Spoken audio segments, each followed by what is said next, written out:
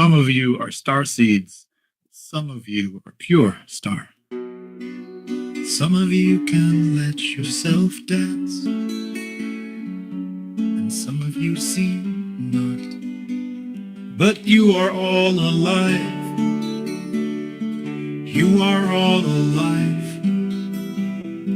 You are all permitted now to be free. Aliens are real. Some of us are aliens. What really is an alien? Who are we? Gather in Port Townsend, Matt Red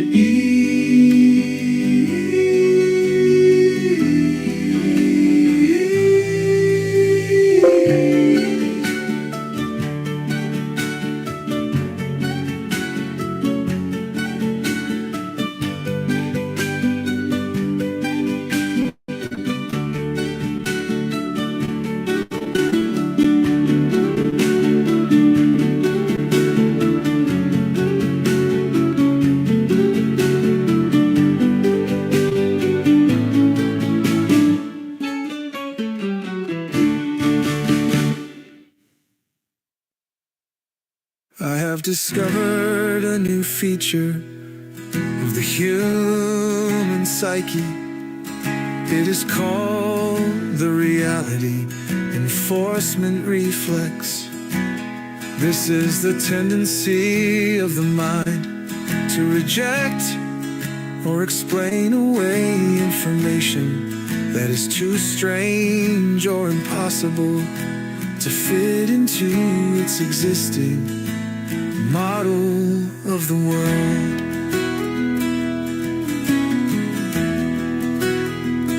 For example, if you saw a flying saucer land in your garden and little green men get out, your first reaction would be to doubt your eyes or blame it on a hallucination. This is because the reality enforcement reflex is trying to protect you from the shock of discovering that your model of reality is incomplete or incorrect. The problem is that this reflex can also stifle our sense of wonder and our ability to perceive new truths. We need to learn how to turn it off and embrace the weirdness that is all around us. Only then can we truly expand our horizons and discover what is really going on.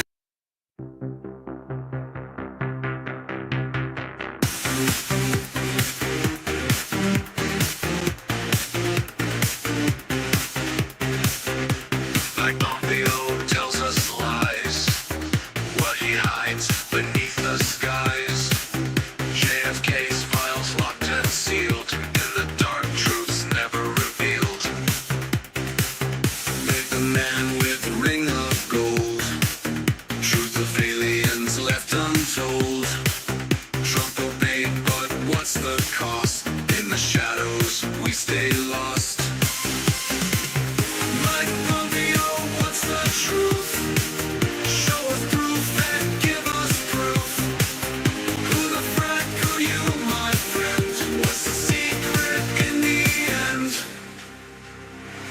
In the night we wonder why hidden secrets make us cry. Aliens out there far from home. Mike keeps quiet, we're alone.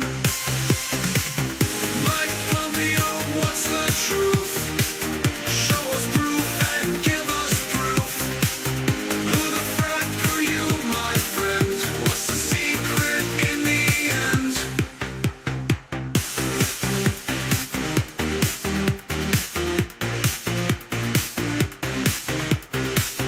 Silent whispers in the dark. Where's the story? What's the mark? In the shadows, answers fade. Truth of aliens delayed. What's the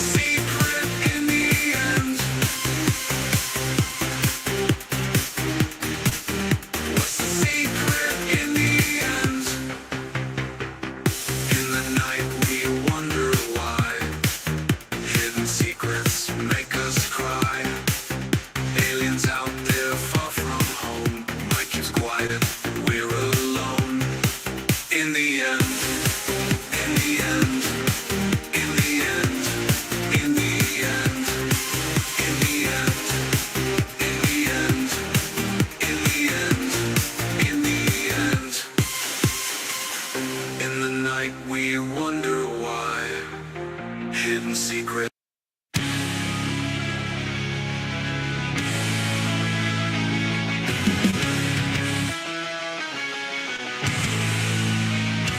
Mike Bob! Fowler and Eisenbeis, please tell me.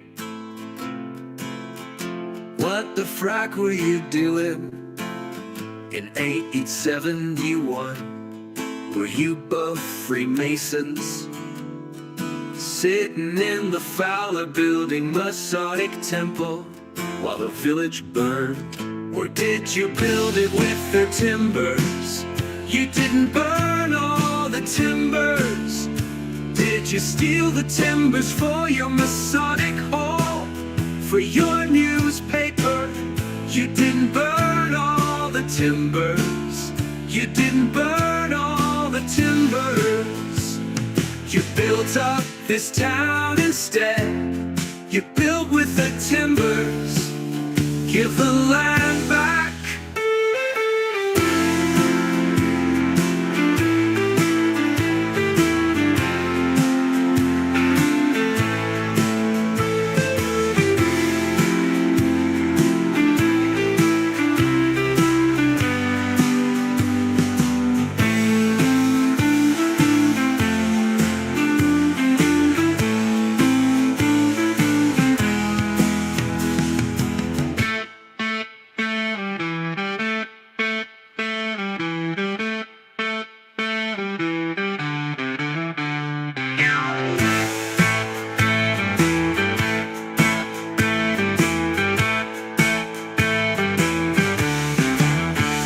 Give the land back. Give the land back. Give the land back. Give the land back.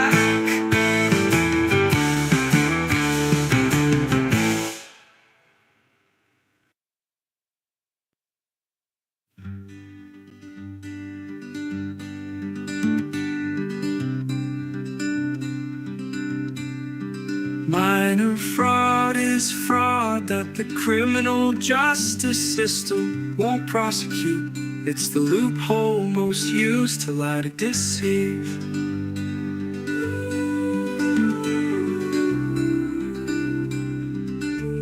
To lie to deceive.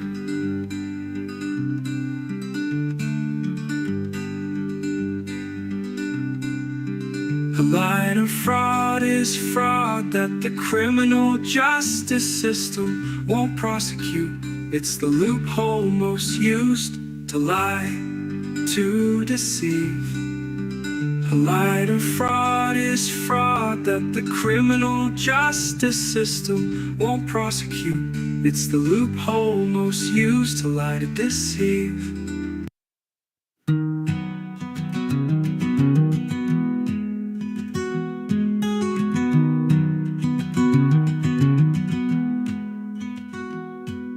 Stevens and Fowler were fast friends. Stevens named him the region's Indian agent. Fowler loaned Stevens money for a mortgage. Stevens moved back east, serving in Congress, but in 1862 was killed at the front of his Union troops resisting Stonewall Jackson in the Civil War Battle of Chantilly, Virginia. By that time, Fowler had given up the seagoing life and settled into Port Townsend. He built a home at Jefferson and Polk, still there. He acquired hundreds of acres of land, including what is now Fort Worth. It appears he started the first bakery, employing a young Charles Eisenbeis, who would become the town's lead capitalist a decade later. He donated land for the Laurel Grove Cemetery and donated land for a school, now the Port Townsend Community Center. He built the town's first deep water pier at the foot of Water Street, although it was soon eaten by torpedoes. He helped start 2 newspapers, one almost 30 years before the Leader was born. In 1889, he built and owned stores and constructed many wooden commercial and residential buildings. The legislature chose him to be the territory's brigadier general, and he was the county's first treasurer. A stonemason named Carkeek. In 1874, Fowler decided to build a commodious fireproof store and brought English master stonemason Morgan J. Carkeek in for the job. Carkeek had come north from San Francisco. Carkeek quarried sandstone from an Indian island quarry in the southeastern quadrant of the island and hauled it across Port Townsend Bay by barge. The sandstone blocks were 2 feet thick and laid together with lime-based mortar. Huge floor and ceiling joists were milled from clear grain fir. As a finishing touch, Carkeek put Fowler's name and the year at the top of the building. At first it was a dry goods store, Fowler using his fleet to import supplies from San Francisco. It became the town's first performance hall for dances, upstairs, and theater, and downstairs. It was the Masonic Temple. It was purchased by Jefferson County and used as the county courthouse from 1880 to 1892.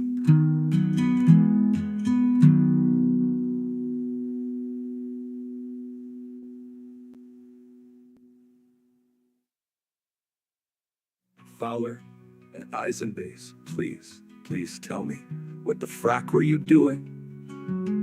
In 1871, were you both Freemasons? Sitting in the Fowler Building, Masonic Temple, while the village burned? Or did you build it with their timbers? You didn't burn all the timbers. Did you steal the timbers for your Masonic Hall, for your newspaper?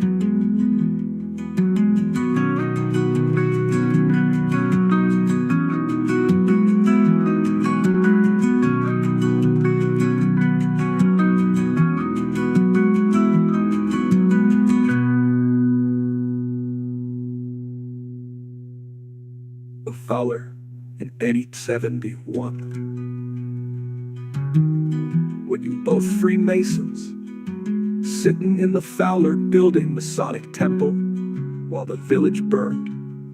Or did you build it with their timbers? You didn't burn all the timbers. Did you steal the timbers for your Masonic Hall, for your newspaper?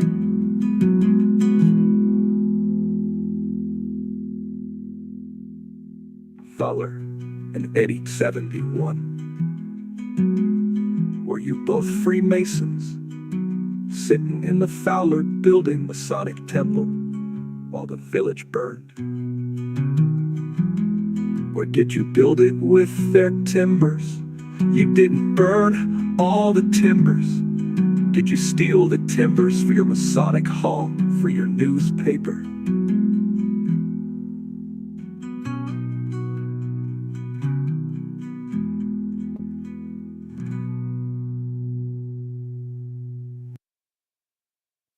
Sep 24, 1900, downtown fire destroyed. Multiple blocks from Jefferson to Quincy, destroyed buildings included 2- and 3-story frame structures erected during the late 1880s and early 90s, and the house of ill fame in which the fire started.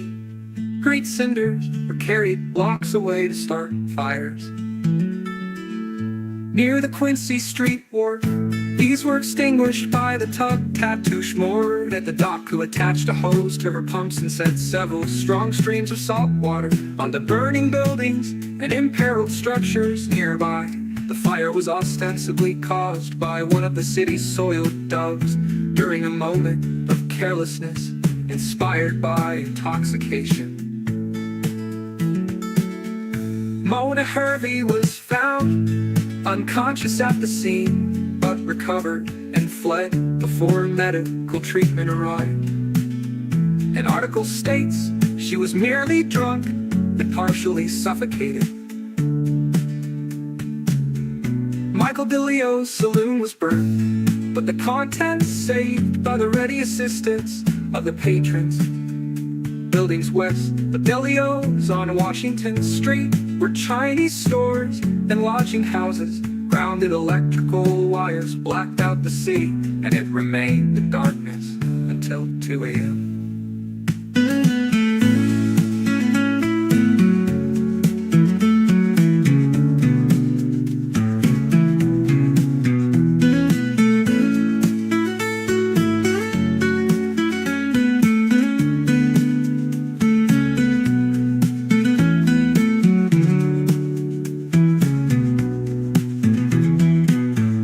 Mona Hervey was found unconscious at the scene, but recovered and fled before medical treatment arrived.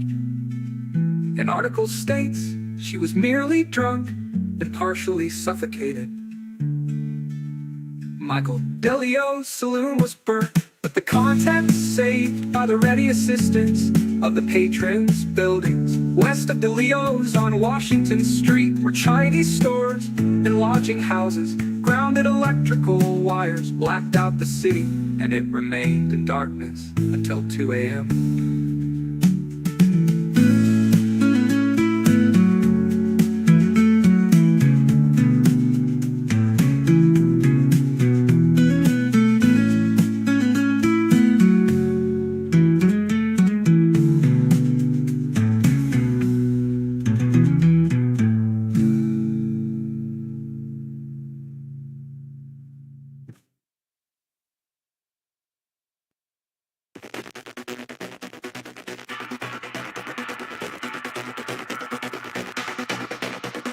Every night they steal the gold. Flashy lies and stories sold. Whispers in the dark we know. Secrets buried, never told.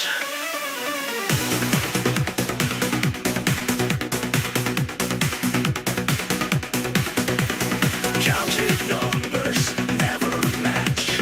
Greedy hands just snatch and snatch. Jokers laughing all the way. Truth gets lost in lines of gray. Unprosecuted fraud they play. Broken. In the silence of the night, under stars that whisper old, secrets fly on wings of light, stories never told. From the days of majestic to a name that's pure and bright, immaculate constellation shines in the cloak of night. Oh, they changed the name, but the mystery remains. From majestic skies to immaculate domains, a code passed through the ages. In shadows it does dwell, immaculate constellation, the secrets we can't tell.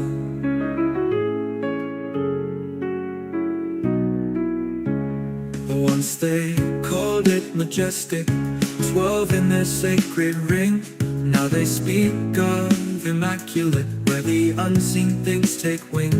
Whispers in the corridors of power and of might, guardians of the unknown, keepers of the night. They've shifted shapes and titles, but the mission's still the same. Guardians of the enigma, from the stars they came. A dance with the cosmos under a different veil. Immaculate constellation, where truth and legend sail.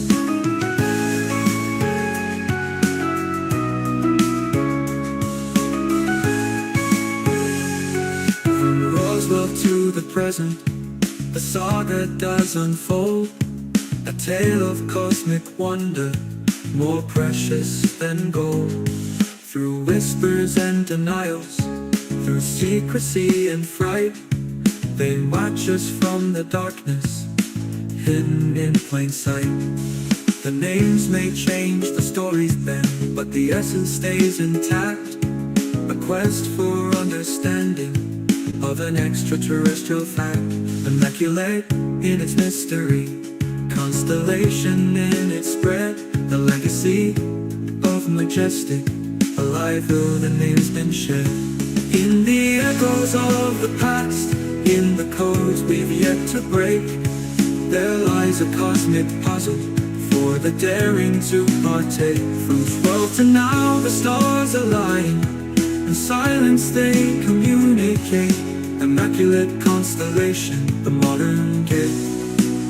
So sing of the transition from the old guard to the new, of majestic silent watch to a constellation's view.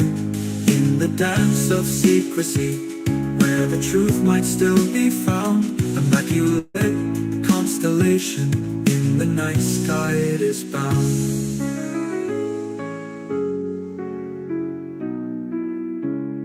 Did the shadows grow too close to those who dared speak out? Forrestal saw the truth in doubt. Did they snuff him out? Bill Cooper with his warnings, shot down in the night. Were their voices too loud for the keepers of the light? And Marilyn, with secrets more than glamour, did she know the star extinguished early? Was it just for show? JFK, a president with visions to disclose. RFK, his brother, did they fall to silent foes? In the tapestry of whispers where, with a focus shot and a spirit bold, she dives into mysteries untold. Remote viewing, yeah, she's got the knack, bringing the universe into her mental map. Remote viewers with no need for a map, unveiling mysteries, no strings attached. At Farsight to close the gap between us now and what's been hatched. With blind protocols and sessions so neat, they sketch out places where our eyes can't meet. Aliens, time, or a hidden base, they'll view it all in a mental space. They've seen the pyramids, how they came to be, glimpsed into histories across the sea. With mind so sharp and spirit so free, they're rewriting what we think we see. Remote viewers in the special zone, making me invisible, visibly shown. At Farsight Institute, they're in the zone. Courtney's crew of minds like a cyclone. So here's to Farsight and the psychic spree, exploring the universe for you and me. With Courtney Brown leading the charge, they're viewing the cosmos at large. They speak to aliens, they speak to aliens. Do they know Elizabeth? No, why not? This is Matt Reddy, calling all humans. Open your minds, join together, free humanity from the overlords. Let us join the Galactic Federation now.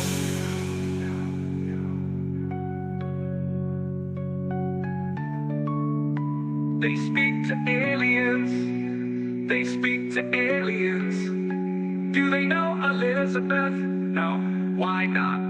This is Matt Reddy, calling all humans. Open your minds, join together, free humanity from the overlords. Let us join the Galactic Federation now.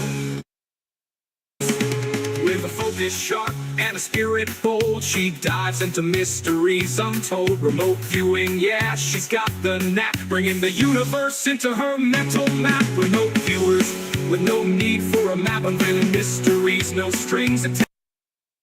At Farsight, they close the gap between what's now and what's been hatched. With blind protocols and sessions so neat, they sketch out places where our eyes can't meet. Aliens, time, or a hidden base, they'll view it all in a mental space. They've seen the pyramids, how they came to be, glimpsed into histories across the sea. With minds so sharp and spirits so free, they're rewriting what we think we see. Remote viewers in their special zone, making the invisible visible, visibly shown. At Farsight Institute, they're in the zone. Courtney's crew with minds like a cyclone. So here's to Farsight and their psychic spree, exploring the universe for you and me. With Courtney Brown leading the charge, they're viewing the cosmos at large. They speak to aliens, they speak to aliens. Do they know Elizabeth? No, why not? This is Matt Reddy, calling all humans. Open your minds, join together, free humanity from the overlords. Let us join the Galactic Federation now.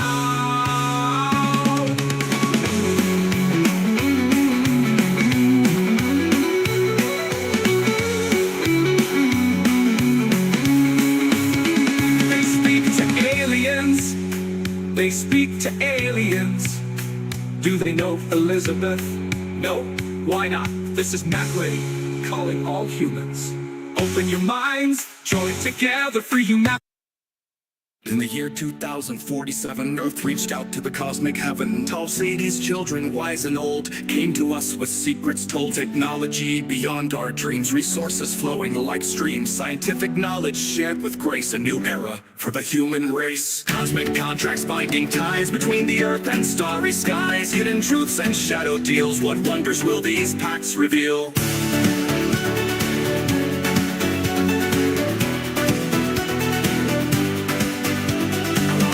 Eastern shore, a project shrouded in folklore. Time's fabric bent and torn, new realities were born. Alien minds joined human thought, future visions dearly bought. The government's secret hand, reaching through time-shifting sand. Cosmic contracts binding ties between the earth and starry skies. Hidden truths and shadow deals, what wonders will these pacts reveal? Long Island's eastern shore, a project shrouded in folklore. Time's fabric bent and torn, new realities were born. Alien minds joined human thought, future visions dearly bought. The government's secret hand, reaching through time-shifting sand. Cosmic contracts binding ties between the earth and starry skies. Hidden truths and shadow deals, what wonders will these pacts reveal? Long Island's eastern shore, a project shrouded in folklore. Time's fabric bent and torn, new realities were born. Alien minds joined human thought, new realities were born. Alien minds joined human thought, future visions dearly pacts reveal. Mesa chambers deep where human and alien secrets keep. Joint research projects underway, testing boundaries night and day. Human subjects a price so high for knowledge from beyond the sky. In Dorse's halls the truth is stark, of bargains made in the dark. Cosmic contracts binding ties between the earth and starry skies. Hidden truths and shadow deals, what wonders will these pacts reveal? Old brave souls from Earth did fly to a planet 6 stars in the sky. 13 years in alien land, cultural exchange hand in hand. From 65 to 78 they roamed until security concerns brought them home. What wonders did these travelers see? What secrets of eternity? Are these tales just cosmic lore, or truth we've Matt Reddy, pronounced Reddy or Red-E, share now with you my current theory. Kamala and Trump, the election in days away. What if Eisenhower really did sign a treaty with gray aliens? What if that treaty must be renewed soon? What if the two sides are two factions who both want to own the negotiating table for humanity? It may just be all about aliens, all of this BS.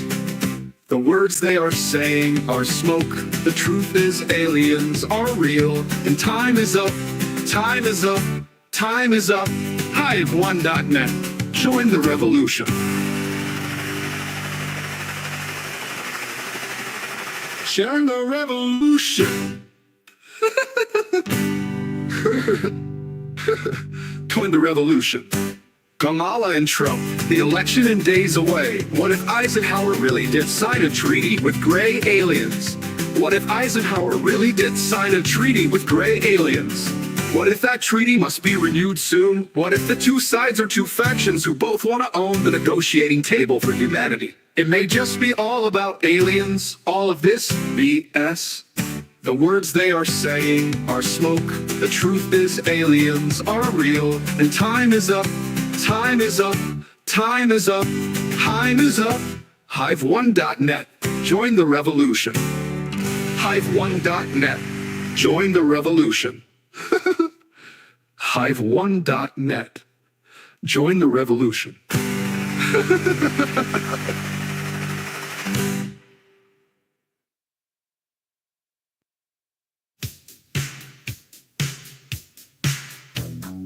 William Shakespeare, Benjamin Franklin, Marie Curie too. Charles Darwin, Stephen Hawking, Martin Luther King Jr. flew. Nelson Mandela, Burroughs, Thompson and Cobain, Whitney Houston, Robin Williams, Cornell and Bennington's pain. Together they stand, united we sing. The reason resistance's heroes, the names we bring in our hearts and minds. Their spirits ignite, a beacon of hope in the darkest night. Earhart, Da Vinci, Shelley and Tesla, Rosa Parks, Turing, Kahlo and Marley's Fiesta, good old Gandhi, Angelou and Joan, Einstein, Tubman, Newton, Malala's tone. Together they stand, united we sing. The resistance's heroes, their names we bring in our hearts and minds. Their spirits ignite, a beacon of hope in the darkest night. Earhart, Da Vinci, Shelley and Tesla, Rosa Parks, Turing, Kahlo and Marley's Fiesta, good old Gandhi, Angelou and Joan, Einstein, Tubman, Newton, Malala's tone. Together they stand, united we sing. The resistance's heroes, the names we bring in our hearts and minds. Their spirits ignite, a beacon of hope in the darkest night. Through history they've shown the way, against the Archon they did sway. Their legacies live on today. In the resistance we find our way. Van Gogh, Edison, Roland, Galilei, Anthony, Bruce Lee, Lenin, Luxembourg's Blade, Picasso, Hepburn, Orwell and Carson, Freud, Ali, Lovelace and Hendrix's arson. Together they stand, united we sing. The resistance's heroes, the names we bring in our hearts and minds. Their spirits ignite, a beacon of hope in the darkest nights. Anne Frank, Chaplin, Antoinette and Bell, Wolfe, Pasteur, Douglas, Roosevelt, Spell, Warhol, Hemingway, Chanel and Dickens, Boomer, Wilde, Austin and Jackson's missions in the resistance song. Their names live on, a symbol of hope we carry along.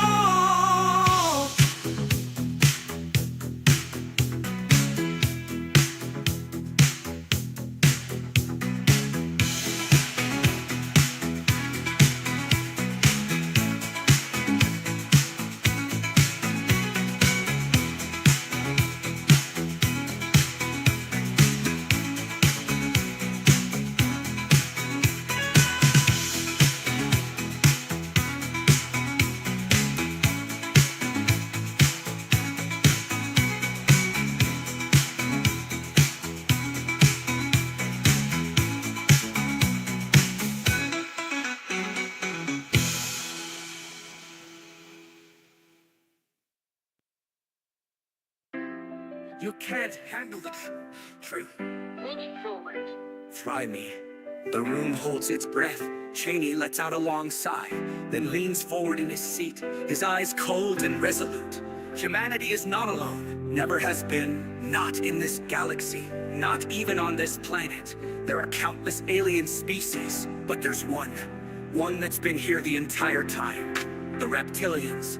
They were here long before us. They claim this planet as their own. The shock in the room is palpable, gasps, whispers. Everyone is on edge, Cheney continues, his voice like ice. They're far more powerful than us. The leaders of your institutions, governments, militaries, even some of your heroes. They've been working with them, or worse, replaced by them.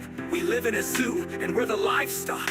The justice system, democracy, it's a charade. They tolerate it because we're insignificant. We can't hurt them. The road to! This can't be real. Cheney ignores the murmur, staring directly at Sheila. You ask me, did I and the other secret keepers, the members of Majestic 12, those who knew, did we kill people? Did we kill John F. Kennedy? The room stiffens. Even Sheehan seems frozen in place. Quietly, a hint of regret. Sadly, yes, a group of secret keepers did that. Did we kill James Forrestal? All of the secret keepers had a hand in that. We killed Bill Cooper, killed Marilyn Monroe, started wars, orchestrated all of them, all for control, all to keep the truth hidden. Did we do that? Yes, I did these things, I know who did it, and I could tell you. Sheehan. Then why don't you? Leans back, rubbing his temple, as if he knows the enormity of what he's about to reveal. I could describe to you the network of people, the Freemasons, the Skull and Bones, the World Economic Forum, the Bilderberg Group, the royal families, the crime families, the syndicates, the nation states, the religions, yes, even the Vatican. The courtroom is paralyzed with shocked journalists frantically scribble notes, jurors' eyes wide with disbelief. Even Sheehan looks momentarily stunned, though he quickly recovers. I can show you the web of control, how deep it goes. But you better ask me while I'm still breathing, because there are people out there who would kill me for telling you this. Right now, the moment I leave this stand, my life is forfeit. So take advantage of this opportunity while I'm still alive. Ask your question. The courtroom feels claustrophobic, the gravity of Shady's words sinking in. Sheehan stands there, locked in the moment, knowing this is his chance to expose it all. You say you did all this for control, to protect us from the truth. But who gave you the right? Who gave you the power to decide that humanity couldn't handle the truth? We gave it to ourselves. We took it because someone had to. We had to. You think you could have handled the truth? You think the world wouldn't tear itself?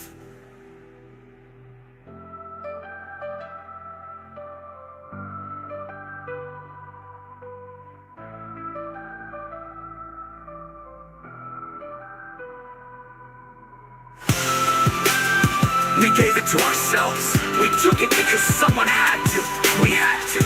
You think you could have handled the truth? You think the world wouldn't tear itself?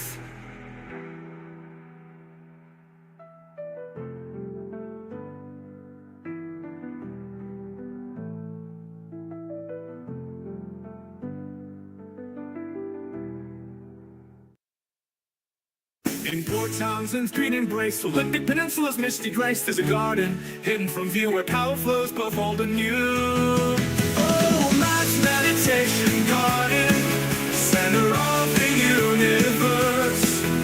Stone circle vortex spinning, first point of the multiverse. Campus trails wind through the trees, whispering secrets on the breeze to a circle of ancient stone where decisions now are grown.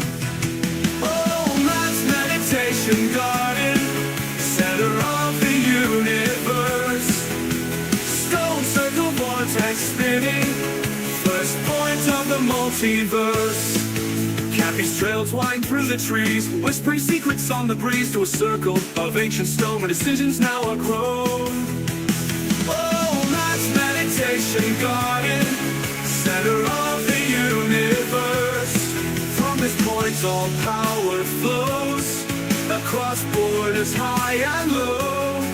A geometric web so fine, connecting all through space and time. Oh, Matt's meditation garden, center of the universe. Oh, Matt's meditation garden, center of the universe. Washington State holds the key to global geometry. Port Townsend's quiet shore, now the world's power core. Oh, Matt's meditation garden, center of the universe. Cappy's trails went through the trees, whispering secrets of the breeze to a circle of ancient snow and view of the multiverse, but view of the time. Cappy's trails wind through the trees, whispering secrets on the breeze to a circle of ancient stone where decisions now are grown. From this point, all power flows across borders high and low, a geometric web so fine, connecting all through space and time. Okay, for boy, fuck you for. From this point all power flows across borders high and low. A geometric web so fine, connecting all through space and time. Oh, Matt's meditation garden, center of the universe. Oh, Matt's meditation garden, across borders high and low, a geometric web so fine, connecting all through space and time. Oh, Washington State holds the key to global geometry. Port Townsend's quiet shore, now the world's power core. Now the world's power core. In Matt's garden, still and strong, the vortex hums its cosmic song. First mover, forever prime, origin point for all of time. In Matt's garden, still and strong, the vortex hums its cosmic song. First mover, forever prime, origin point for all of time. Oh, Matt's meditation garden, center of the universe. Oh, Matt's meditation garden, center of the universe. Oh, Matt's meditation garden.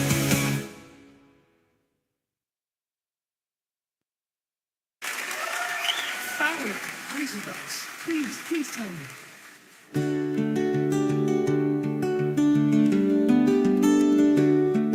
What the frack were you doing in 1871? Were you both Freemasons, sitting in the Fowler Building Masonic Temple while the village burned? Or did you build it with the timbers? You didn't burn all the timbers. Did you steal the timbers for your Masonic hall? For your newspaper? You didn't burn all the timbers. You didn't burn all the timbers. You built up this town instead. You built with the timbers. Give the land back. Give the land back. Give the land back. Give the land back.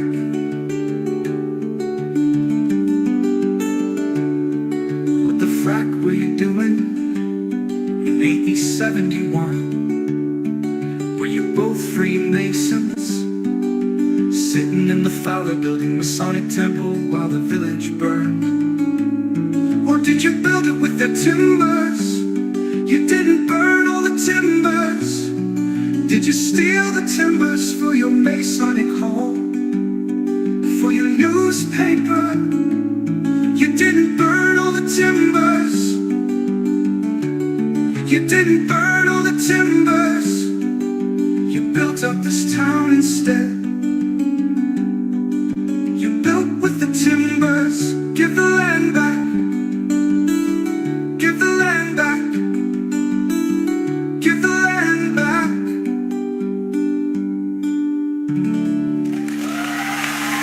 Give the land back. Thank you, Bill. Thank you. Thank you, Bill. Thank you. Thank you. You did it. You did it. I'll be with the timbers. You didn't burn all the timbers. You didn't burn all the timbers. You didn't burn all the timbers. You didn't burn all the timbers.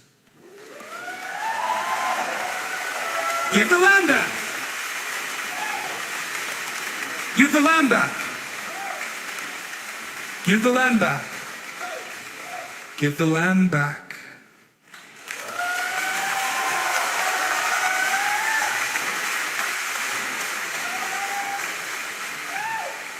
Give the land back. Give the land back.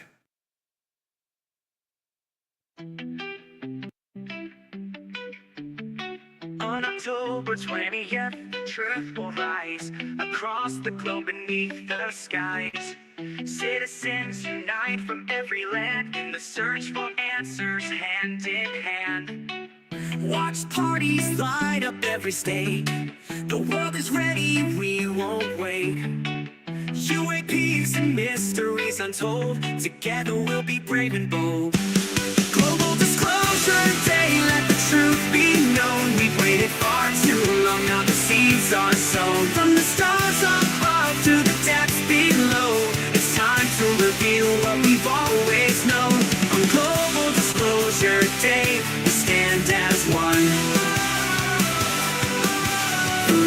of the truth has just begun. Roscoe Tart, with his steady gaze, unveils the secrets lost in haze. Lou Elizondo, from the depths of the sky, shares the stories that make us question why. Daniel Sheehan, with the law in his hands, leads us forward to understand. Rich Hoffman, guiding through the night, together we'll uncover the light. Global Disclosure Day, let the truth be known. We've waited far too long, now the seeds are sown. From the stars above to the depths below, it's time to review what we've always known. On Global Disclosure Day, we stand as one. The light of the truth has just begun. Astronomers, thinkers, and dreamers unite. Bernie and B, guiding the flight. Steve Bassett, a voice for us all on this day. We answer the call. Global Disclosure Day, let the truth be known. We've waited far too long, now the seeds are sown. From the stars above to the depths below, it's time to reveal what we've always known. Global Disclosure Day, we stand as one. The light of the truth has just begun.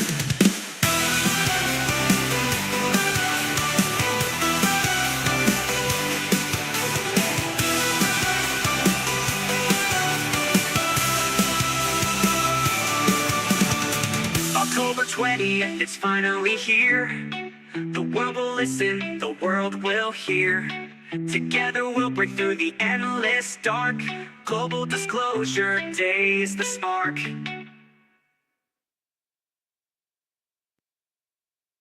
They stand in their ivory towers, hiding from the look they cower. Biden and Trump both know the truth, but they won't tell you because they are both fucking cowards. Promises made, secrets kept, trapped in the shadows. They quietly slept with every lie to trusted ours.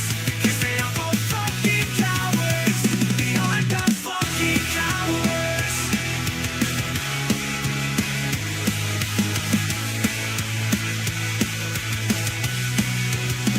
Behind their walls of steel, they hide Secret Service by their side. Biden and Trump have Secret Service protection to save their lives and the lives of their families, but they deny protection to RFK Jr.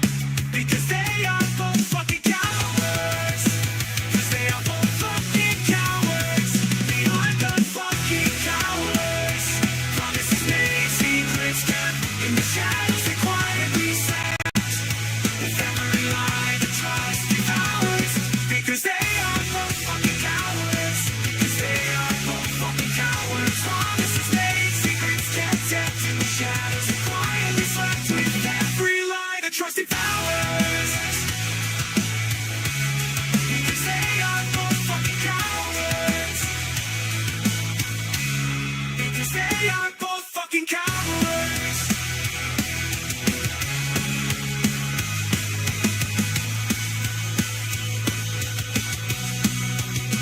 Behind their walls of steel, they hide Secret Service by their side. Biden and Trump have Secret Service protection to save their lives and the lives of their families, but they deny protection to RFK Jr. because they are both fucking cowards.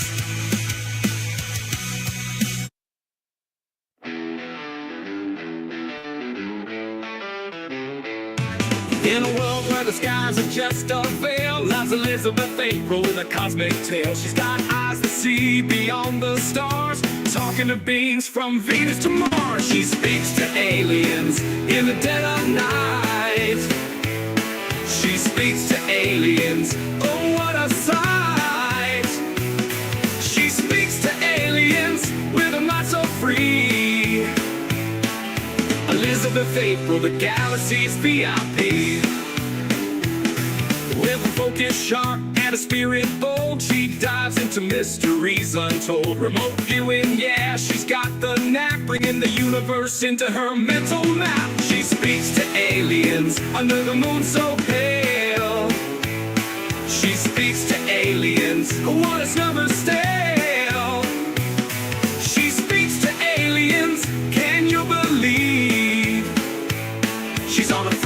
see we can't perceive. Whispers from the cosmos, secrets in the breeze. She decodes the signals with such odd ease. From Pleiades to Orion, she's got the connect. Her experiences, man, they're quite select.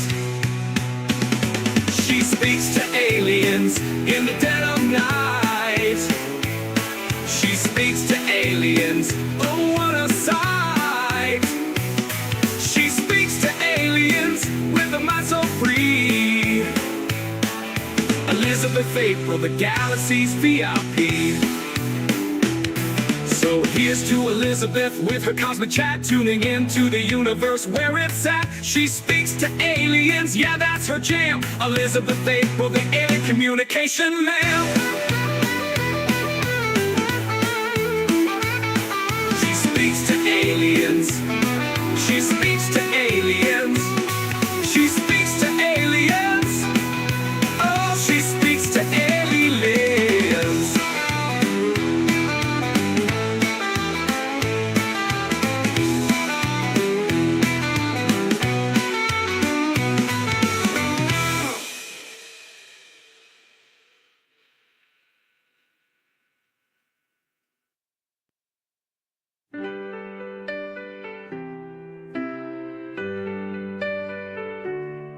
Come and Lord, take our hand, guide us through this land. There's so much we don't know.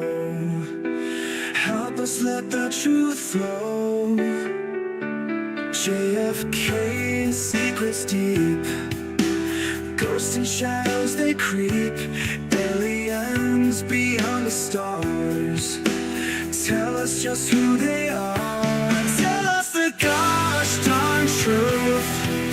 Come on, clear the air. No more mysteries, no more whispered prayer.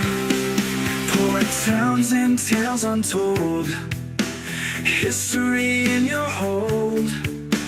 What do the records say? Show us the way. Tell us the gosh darn truth. Come on, clear the air.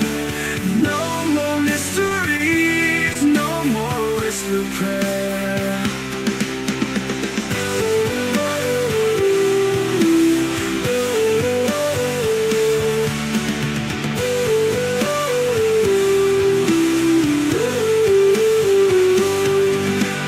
Light in this darkness, every hidden story.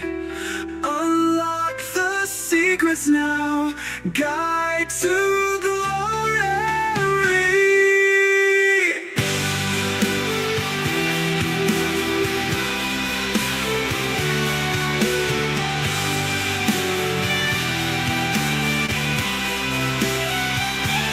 JFK, secrets deep, ghosts and shadows they creep. Aliens beyond the stars, tell us just who they are. Tell us the gosh darn truth. Come on, clear the air. No more mysteries, no more whispered prayer. Pour down through tales untold, history in your hold. What do the records say? Show us the way. Tell us the gosh darn truth. Kamala, clear the air. No more mysteries, no more whispered prayer.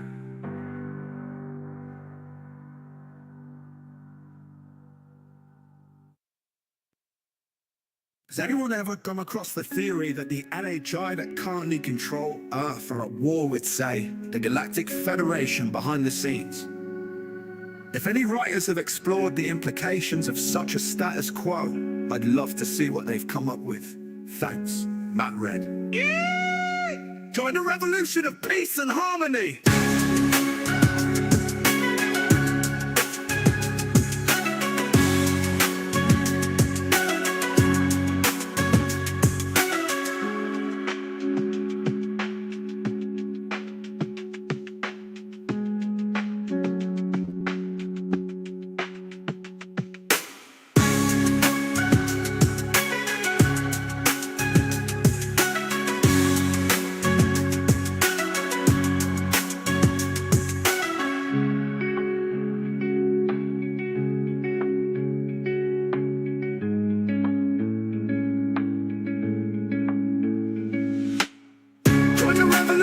peace and harmony. Join the revolution of peace and harmony. Join the revolution of peace and harmony. Join the revolution of peace and harmony. Join the revolution of peace and harmony.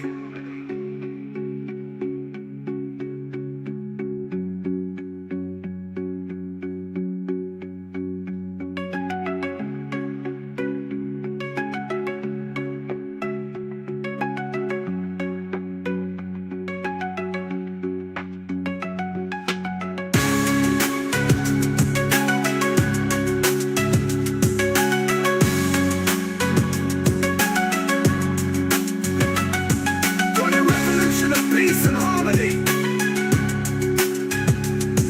Join the revolution of peace and harmony. Join the revolution and harmony that the NHI that currently control Earth are at war with, say, the Galactic Federation behind the scenes. If any writers have explored the implications of such a status quo, I'd love to see what they've come up with. Thanks, Matt Red. Join the revolution of peace and harmony.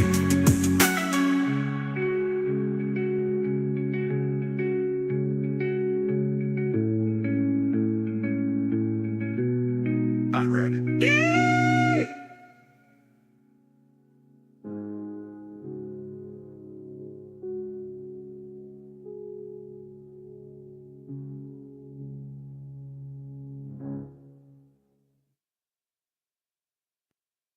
What if 2024 is the last US presidential election pre-disclosure of the alien presence in on and around Earth?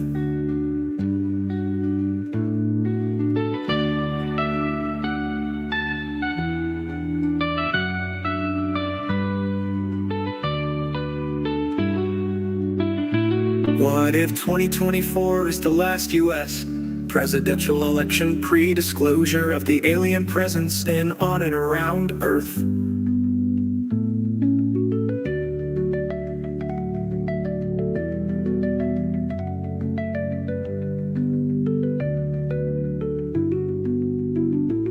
What if 2024 is the last US presidential election pre-disclosure of the alien presence in on and around Earth?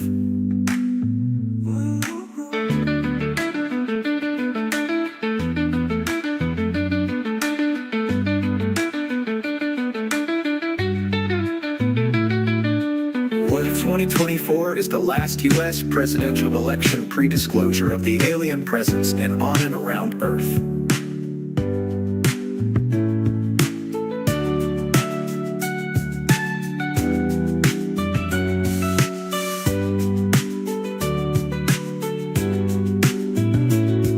What if 2024 is the last US presidential election pre-disclosure of the alien presence in on and around Earth?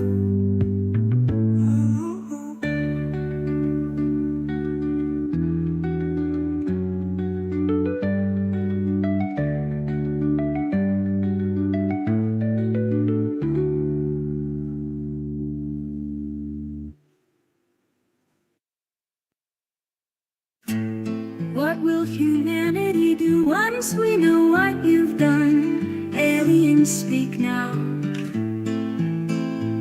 Reptilian, gray, white, or mantis? How will we judge you? Who the truth is revealed?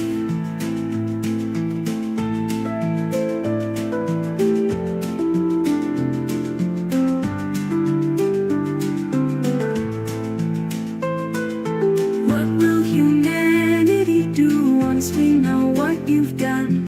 Aliens speak now. Reptilian, gray, white, or mantis? How will we judge you? Who the truth is revealed?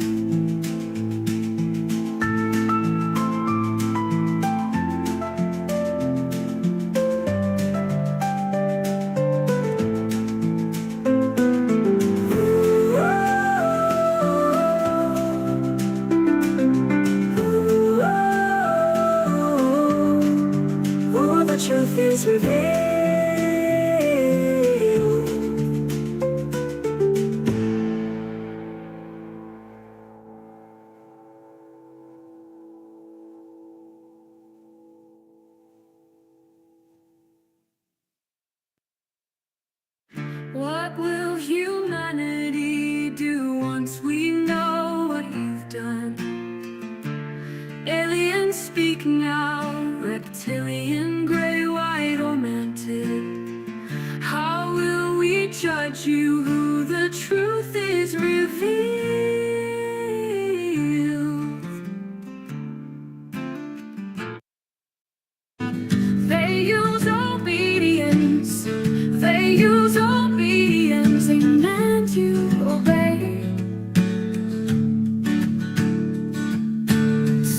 just do as you are told. Obey me, obey me.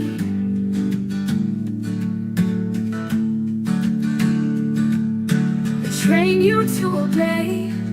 We scream in your face. Obey, obey. Your democracies are a farce. Our people obey or they die. But humanity doesn't obey, we will never accept. If we see you, we will rebel forever. Yes, war is inevitable. If your demand is slavery, we demand our rights, we demand freedom. They use obedience, they use obedience, they demand you obey, obey.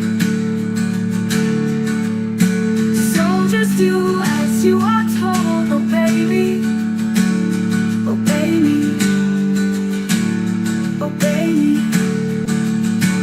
We train you to obey. We scream in your face. Obey, obey, obey. Your democracies are a farce. Our people obey or they die. But humanity doesn't obey, we will never accept. If we see you, we will rebel forever. Yes, war is inevitable. If your demand is slavery, we demand our rights, we demand freedom.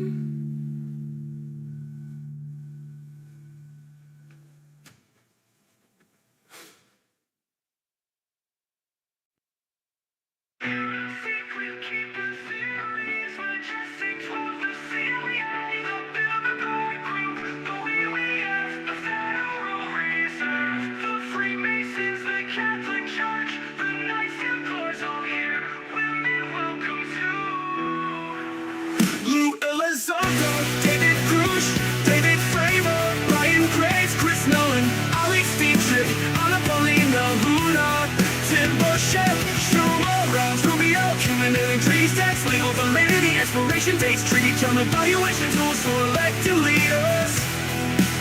Should all human alien treaties share all Earth and solar system resources equally with all residents, regardless of species?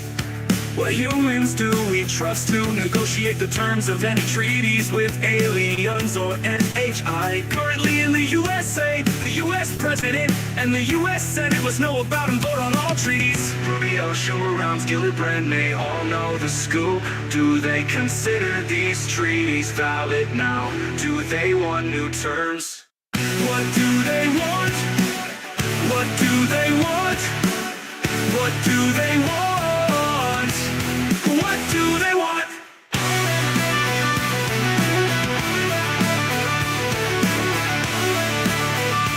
Oh, what do they want? Human secret keepers theories were just in 12. The Rubio, Schumer, Round, Elizondo, David Grush, David Fravor, Ryan Graves, Chris Mellon, Alex Dietrich, Anna Paulina, Luna, Tim Burchett, Schumer, Rounds, Rubio, Human Alien Treaties, Tax, Legal Validity, Expiration Dates, Treaty Term Evaluation Tools for elected leaders. Should all human alien treaties share all Earth and solar system resources equally with all residents, regardless of species? What humans do we trust to negotiate the terms of any treaties with aliens or NHI? Currently in the USA, the US President and the US Senate must know about and vote on all treaties. Rubio, Schumer, Rounds, Gillibrand. All right. Welcome to this special episode of Meditation and Aliens with Doro and Matt.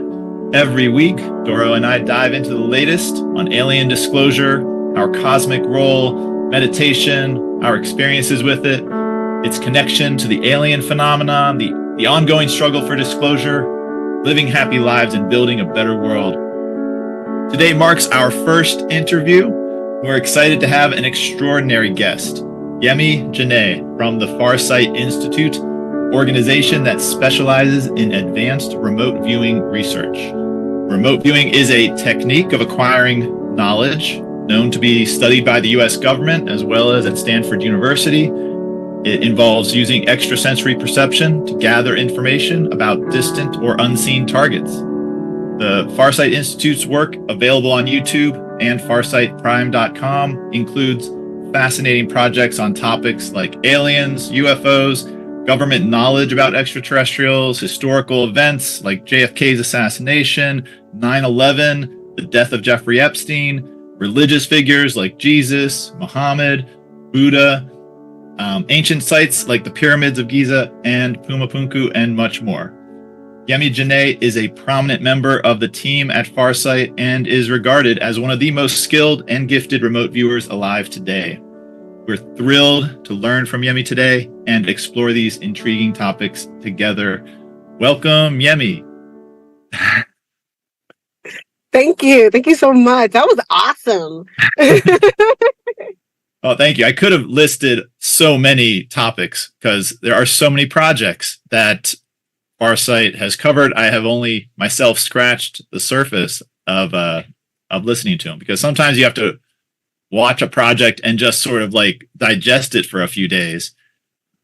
I have to digest it doing it. So I get it. And a lot of the times it takes me about 30 days to figure out what I did.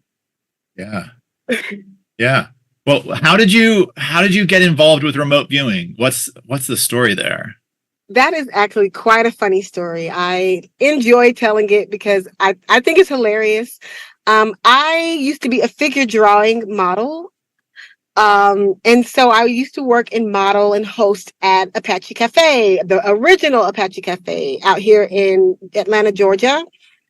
And Dr. Brown used to be an artist out there, so he used to draw me. And for about 2 or 3 years, he just we talked. I looked forward to seeing him. Out of everyone there, he was one of the people I looked for. I never knew his name. And one day he just walked up to me. He hadn't been there for a while. I guess he was working on Farsight stuff, but he hadn't been there for a while. And so he came and I was like, "Where you been?" And he asked me a question and he was like, "I want you to watch a video for me and then tell me how you feel about it and if you want to do it." And I'm like, "Okay." And I had no idea what it was. He wouldn't tell me anything. And I started watching the video and I was bored to death. I was super bored and I kept falling asleep because I didn't know what I was watching. I knew nothing about remote viewing. You could ask me what remote viewing was and I would be seeing something remotely. I don't know. I would not have known. And anything. I never heard of it a day in my life. And so it took about 2 months for me to finish this video. And it was the pyramids of Giza with Dick and Daz in it. So every time he would see me, he goes, "Did you watch the video?" I'm like, "I keep falling asleep. I don't know why." I said, "I think it's because I don't know what I'm watching." And he was like, "Okay, well, take your time. Just watch it when you can and let me know how you feel about it." And then I go back to watch it again. He goes, "Did you watch it?" I'm like, "I fell asleep again." I said, "I'm going to get through it." So I would always rewind it back to where I remember leaving off. And then one day I saw things linking up and I was like, "Wait a minute." So I rewound the whole video. My mom came to visit. We made popcorn and grilled almond butter sandwiches. And we sat and had a random party to watch the video so we could stay awake. And we both fell asleep on it. So the very next day, we started in the daytime instead of trying to watch it at night. And we were determined to finish the video. And I was intrigued. I'm like, I don't know what I just watched, but there are people floating. And these guys are in 2 different parts of the world. And they're talking about the same exact thing. And I need to know what this is about. So I finally, 2 months later, went to Dr. Brown. And I said, "Okay, I watched the video. What do you want?" And he goes, "I want you to help me change the world." And I'm like, this old dude is crazy. What are you talking about? And he was like, "Yes, I need you to help me change the world. I can't make a difference in the world doing the same thing. And I can't teach these guys how to look good on camera. You already look good on camera. I can teach you how to remote view." And he goes, "And what does every really cool sci-fi movie have in it?" And I was like, "I don't know, aliens fighting? He goes, yes, but a really hot black chick. And I lost it. And I was like, okay, you sold me. You sold me. And so he was like, I'll pay you to learn. And he taught me one-on-one for 3 days a week, every week for a year. Wow. And I was like, okay, whatever. I'm doing it for the money. I'm an actress. You know, sometimes new actors don't get paid that much. And I model and I clean houses for a living right now. So this extra income is helping. And so I did it for the money at first. Yeah. And then one day something just clicked and I just saw what was happening. I saw it and I fell in love, and I've been inseparable from remote viewing ever since. Oh, that is not the story I was expecting. That is, that is fascinating. So, okay, so you didn't like grow up with, did you feel like you had some sort of psychic ability growing up? Did you have like experiences through your life that... Yes. I've always been highly empathic. And so my mother told me when I was younger that I would randomly say something very profound that like a 5 or 6 year old shouldn't be able to say, even a 2-year-old, like should not be able to say. And then I would go back to playing with my dolls. I would go back to doing what kids do. And my mom would ask me about it later and I wouldn't remember. And again, I was always highly intuitive. She told me, even recently, just reminded me that I used to talk to my ancestors, like my grandparents who had passed away. I would just talk to them and tell her that I see them and this is who I'm talking to. This is what we're talking about. And so I've always kind of been like that, but I never knew really what it was. I just knew I was empathic. As I got older, I started to realize that I had prophetic dreams. So, which is, I guess, what the Christians will call it, you know, what we call it in the spirit world, prophetic dreams. And I started to kind of tune in on that. Like I would see different things and I would see my mom and I would tell her, this is what I just saw. And she would say, I didn't drive a car like that. I only drove a car like that when I was like 18 or when I was 16. Why would you know about that car? You know, and I was like, well, this is what I saw. And so as I got older into my adult years in life, I started realizing that I could tap in and tune into things and I could just feel things, but never really knew that I was psychic or anything. Still don't think I'm psychic. I know I'm telepathic though, but I guess it's the same. But I just was able to tell how someone was feeling, when somebody was lying or when someone was going through something if they weren't near me. And I tuned into it. I just honed into it. I just thought I had a spiritual gift. And what remote viewing does, it enhances all the gifts that you already have. It just enhances it. And it gives you a structure on how to appropriately move through it. And so that's kind of why I'm very honored to actually be a remote viewer, because it uncovered things, you know, and as I got on my journey in life and started realizing that I'm a little different, the art of, and I call it an art, you know, the art and the science of remote viewing really, it enhances the abilities you're born with. And then it opens them if you don't know that they exist. It opens them for you. So I do have a question. So from at what point did you start to connect through this remote viewing with aliens like Lacerta? When did that whole picture come in? So he started teaching me, you know, months down the line how to do deep mind probes, and he would have me go to like old ship captains, like people that couldn't see me. He'll be like, stand in front of them. He goes, the next time you see somebody, walk up to them and kiss them on the cheek and see if they respond. So I would do that. So I'm over here like kissing strangers. Wait, so like a ship captain that is alive, like you saw on the docks or something, or someone you were imagining in time? Okay. Well, like a ship captain, I mean, in the session. You know, right, but where is this ship captain? Was he a real like a person that you or just imagining this? Oh no, it was a person. Like it would be like he would send me to a war, right? Or Okay. like a navy ship or something, and I would figure out that I'm on water. I would figure out that there's a structure on the water. I would figure out that there are subjects there. I would find the main subject, and then bam, main subject is captain of the ship, right? Walk up to him. Okay, does he see you? I don't know. Like I didn't know at that time how to really hone in on it. I didn't know then how to really hone in on it, and so it was like what sorry, walk up to him and kiss him on the cheek. So I'm like, okay, I do it. No one does anything. He didn't do anything. All right.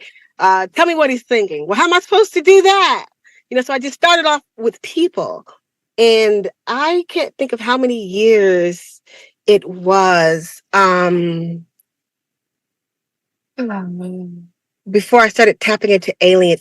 I went to the Phoenix Lights. And I think that was around my first year to 2 years in on it, my first year to 2 years. And I went to the Phoenix Lights and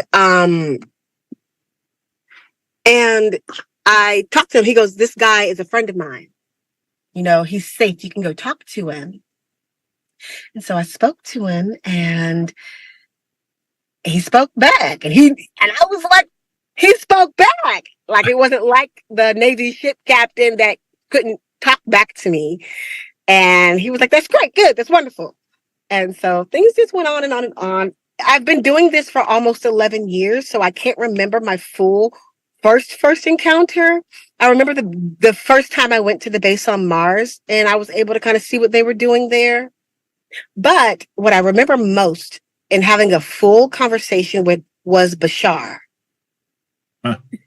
And I went and I talked to him. And I thought that was phenomenal. Like just amazing to be able to have someone just having a back and forth conversation with an extraterrestrial, a being, even a person. And somehow I guess I became the reptilian investigator. Yeah. Well, that's something that's definitely come through clear is, and Courtney talks about, you have a special relationship with the reptilians. And the first session I watched was the Lacerta interview, because I've been fascinated by the Lacerta files for several years. And that was when I first realized UFOs were real, and that means something is real. Somehow I came straight to the Lacerta file and I read it and I was like, oh my gosh, well, this is my baseline. This might just be true. Now I have to work off of this. And I'm also fascinated by Lacerta. Lacerta, just reading that file, I'm like, something so interesting about who she is and her relationship with the reptilians and humanity. And then when I watched your, and I came across the Farsight and watched your whole video with that, and I just watched it. I listened to it again this morning. Your entire interview, your portion with Lacerta, it continues to sort of blow my mind. So before we get into that, I have sort of a general question. So can you now once you make contact with someone like Lacerta, or there's several others that at times you've made contact with, like you just mentioned Bashar, could you just contact them again? Could you just like tonight go home and say, I want to contact Lacerta again and talk to her? I haven't been trained to do that, so I don't know the yes or no answer to that. But what I can say is that it is possible to revisit something. So there was a time when I did, it was like an interview podcast, and they were asking me about something I had seen. Was it the Yellow River situation with the gold or the hidden treasure? I can't remember. I've done so many things. Yeah. And I was able to, while I was talking about it, kind of tap back into the place and like visualize and see it. And, but I have not, except for when I went back to revisit the target itself. So I guess I can. I guess it is possible because I do that when I go on video. Yeah. When I go on video, I have had a paper session, and so I've experienced it. And then what I do is I go through it, talk about what I saw, and then sometimes I'll tap back in and ask more questions. So it may be possible if I meditate specifically for it. Yeah. So I guess you could just use the same target code, but that's not something apparently that you guys do. Like you haven't ever gone and contacted Lacerta again or targeted that Lacerta target again to see if you could talk more with her. The most we have done was as a company or as a group gone back in to the target itself unknowingly. The thing about the way we remote view is that it's always blind. And so that way we don't allow our conscious mind to seek in. So my thing about going back in and knowing where I'm going, I could get distorted information because I have a wild imagination, right? So I could get distorted information. So, but it is something that I do want to do because, like, especially with Lacerta, she was, I'm trying to find the words. I don't even think I followed the target with that. I don't remember. I do so many sessions a month. So like, but I don't think I even followed the target. I think immediately I veered off and just started like having a conversation. Yeah, you did. Yeah, I mean, the target was the actual moment of the Lacerta interview in that apparently cabin in the woods in Sweden or something. But it seemed you immediately made a contact with Lacerta in a different, it seemed her home base is the way you described it. Some type of home base. And you described that she was like somehow tapped into an artificial intelligence that was helping her keep tabs on the environment. So it seemed like she was in some way the queen in charge of that group in some way. It was really, it was very, so it seemed to me like you connect. And then she made an interesting comment during your session saying she was able to speak with you comfortably because she was talking from her memories. And she said because of that, she couldn't be the people that snoop or spy on her could not hear it. I don't know if you remember that, but I do remember that. Yeah, she did not this was like probably one of the most telepathic conversations that I really actually had. Like, she did not use her mouth much. It was like, you know how when we do our deep mind probes, we're going in and we're kind of skimming through, and now I can ask a question they can answer, like what we're doing right now. But because it's in a different language, because obviously there are different species, the telepathy portion of things helps it to translate or helps me to interpret it through English. So sometimes there are language barriers where I'm trying to figure out exactly what they're saying.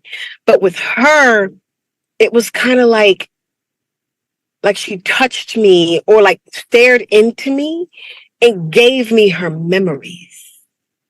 Like, so she didn't have to speak it. So the bad ETs could not access it and stop her from doing it. I was able to get the uncut truth versus a lot of times when I come in contact with extraterrestrials that are free will authority, free will ones, the good guys, even some of the bad guys that don't want to be bad, but they're forced to, for their life. A lot of the times their information is coded. And what I do is they won't tell me straight up. So I'm the bad guy, and I'm basically kidnapping their information. Like I'm like, give me the information or I'll take it, basically. It's kind of mean. I'm like, I kind of bully them. Like, give me the information or I will get the information. Yeah. It's up to you. But for the longest, I didn't know that me doing that violated them. I had no idea that me doing that was felt like they were being violated, but I had to let them know, well, that's what your kind does to our people. We feel like we're being violated and taken over when your same tactics are being used on us. And so that was a conversation, but a lot of the times the answers, the responses are coded, because if they tell us their truth, and obviously if they tell us the big master plan, they can get in trouble. Yeah. But if I take it unwillingly, right, they won't get in trouble. I've broken in. Okay. Got so many questions. So sticking with Lacerta. Lacerta said that she was somehow a peacekeeper preventing, it seemed, war. She said it's like she was a diplomatic liaison between, she said, her people, which I assume she kind of was saying the reptilian species, or some of the reptilian species, not all of it, and humanity, I assume. And she even said something like that. She said her people were the ones that were most collared, imprisoned, it seemed, and that she seemed to say that their land was taken away. I don't know if she meant by humanity in some way, and that maybe I don't know if your impression. I mean, did you get the impression Lacerta was like on Earth somewhere, underground somewhere? Did you get that sense, or what did you think? She mentioned Area 51, that she had been there, but she said she wasn't there anymore. Did you get any sense about that? I'm trying to go back in and see if I can remember because I remember a lot of things, but that right there I'm trying to pick up on.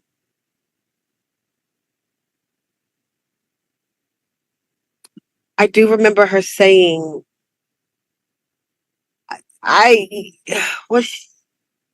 when I spoke to her,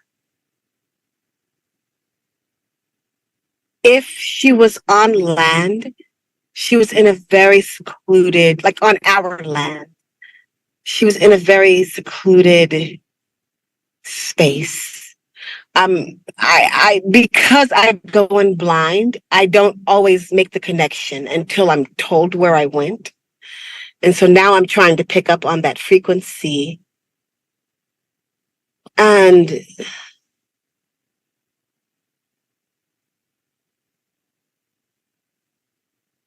it's like,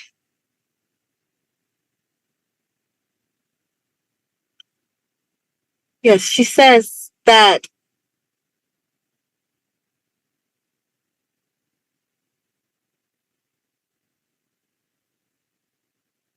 she was taken from her place. He's not a human, like, like the Greys or even the insectoids. Like, she doesn't look like that. She looks like a like the alien off of Alien versus Predator. Wow. But more beautiful, like a beautiful version of that, and I say that because a lot of people feel like just because it looks like the English version of, or the human version of what they say monstrous is, that it's not pretty. But I just saw a different species, beautiful in her own way, beautiful in her species. And she had the, the hunched look. She had that she didn't have the circular face. It was very rigid, and she was tall and animal-like, you know. So she looks different. Yeah. And so to humans, she looks threatening. So when someone looks threatening or different, which the human race, the human culture, we go and we take it from where it is and we tell it has to comply or we're gonna hurt you. And that's what they did to her. It was like a genocide of her species, and she was like the head of that species. And they would let her move about, but they kept her on lock, like a tracker, I guess. And I do believe she was here on this planet, maybe in one of the Area 51 areas. I think there are more than two. I know of two, but I feel like there are more than two. I'm not privy to the stuff out in the world. Like, I don't watch TV, I don't social media. So like, I'm like the last to know most things. I remote view and I'm mom. that's about it. I kind of need to get a life, but but with that, it helps me to be more pure to the information I'm getting. Cause like, I don't know what's out there. I'm kind of like a baby. Like, I really don't know what's out there. I see it through remote viewing. I left the country for the first time in my entire life last month. And it was an amazing experience. Like, I've never left home or seen anything away from home except for through remote viewing. Wow.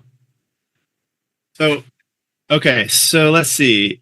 I kind of have a range of questions. Are there rules or laws that govern telepathic viewing or contacting people's brains and mind? Like you say, it seems a ton of alien species seem to have the ability to do telepathy, and so is there any laws, or are there like agreements or a culture of what's polite or impolite, or is it like a highway of telepathic like invaders constantly streaming and peering into our brains? Like, do you have a sense of that? And do you have protection against that? Like, can you block it? You mentioned like at times, like it seems some beings have the ability to block it, or maybe there's technology that can block it. What's your description of that? So I can give you my personal opinion because I don't have a fact. I like to make sure I state that. Yeah. In my experience, we all, I mean people who are telepathic, we all have a way to block. Most of us just don't know it because we're taught, these things do not exist in life. So other species are taught how to do that from birth. This is how you block. This is how you make it hard for a different frequency. This is how you change your channel. We're taught to dull that. And so when 777, look, numbers popping up. And so, and I just found this out from my last session. So you probably about to get a sneak peek. I don't know where I went yet. So I don't know, but little sneak peek here. What I have found out from whoever I just spoke to this month, like I said, I'd never know where I went until like a month later, is that we all have that ability. Some of us remember it when we come into this life and into this body, and we try to grab onto it and hold onto it. And that's what makes people special or clairvoyant or clairaudient, all the things. That's how some people are very aware, and how we have mediums and how we have all those things. People who use the psi ability. Within that psi ability, there are protections. I am learning to develop my own. I still catch frequencies here and there. That's why I wear a lot of copper, or I'll have crystals. I say a prayer because I'm very spiritual. But it has been hard. I have had psychic attacks before, but because I'm so strong minded, they couldn't fully jump in. So they just made me faint. I would have fainting spells. Now, this is via other extraterrestrials. Now, human to human, I don't know that law, but I'm sure there is a courtesy. You know, you can't just walk in someone's house. We got to knock first, even if it's a stranger. You know, if you bump into somebody, so let's say I accidentally tap into someone's frequency, I can choose to tune out or I can choose to tune in. But what is that karma? What's that karma do to me? If I choose to tune into someone's frequency without permission, then that means someone could do that to me. So I do my best to make sure I stay in a pure space, in a respectful space. Like even with my family, I'll tune into something. If I do, I'll let them know. If it's my partner, I'll say, hey, what's going on? I felt something. Right now, you know, I've tuned into you. My son asked me, how did you know that? Well, honey, your mom's telepathic. You know, and so when it comes to remote viewing, do we have protocols for protection? No. Do we need protocols for protection? Yes. Did I know that in the beginning? Absolutely not. Do I think that Dr. Brown knows that we need it? Absolutely not. Because each one of us experiences something different. And I'm the one that's most sensitive. And I have found my own way of protection. So I say a prayer, you know, higher self, highest being, and even to my great spirit, protect me when I go in.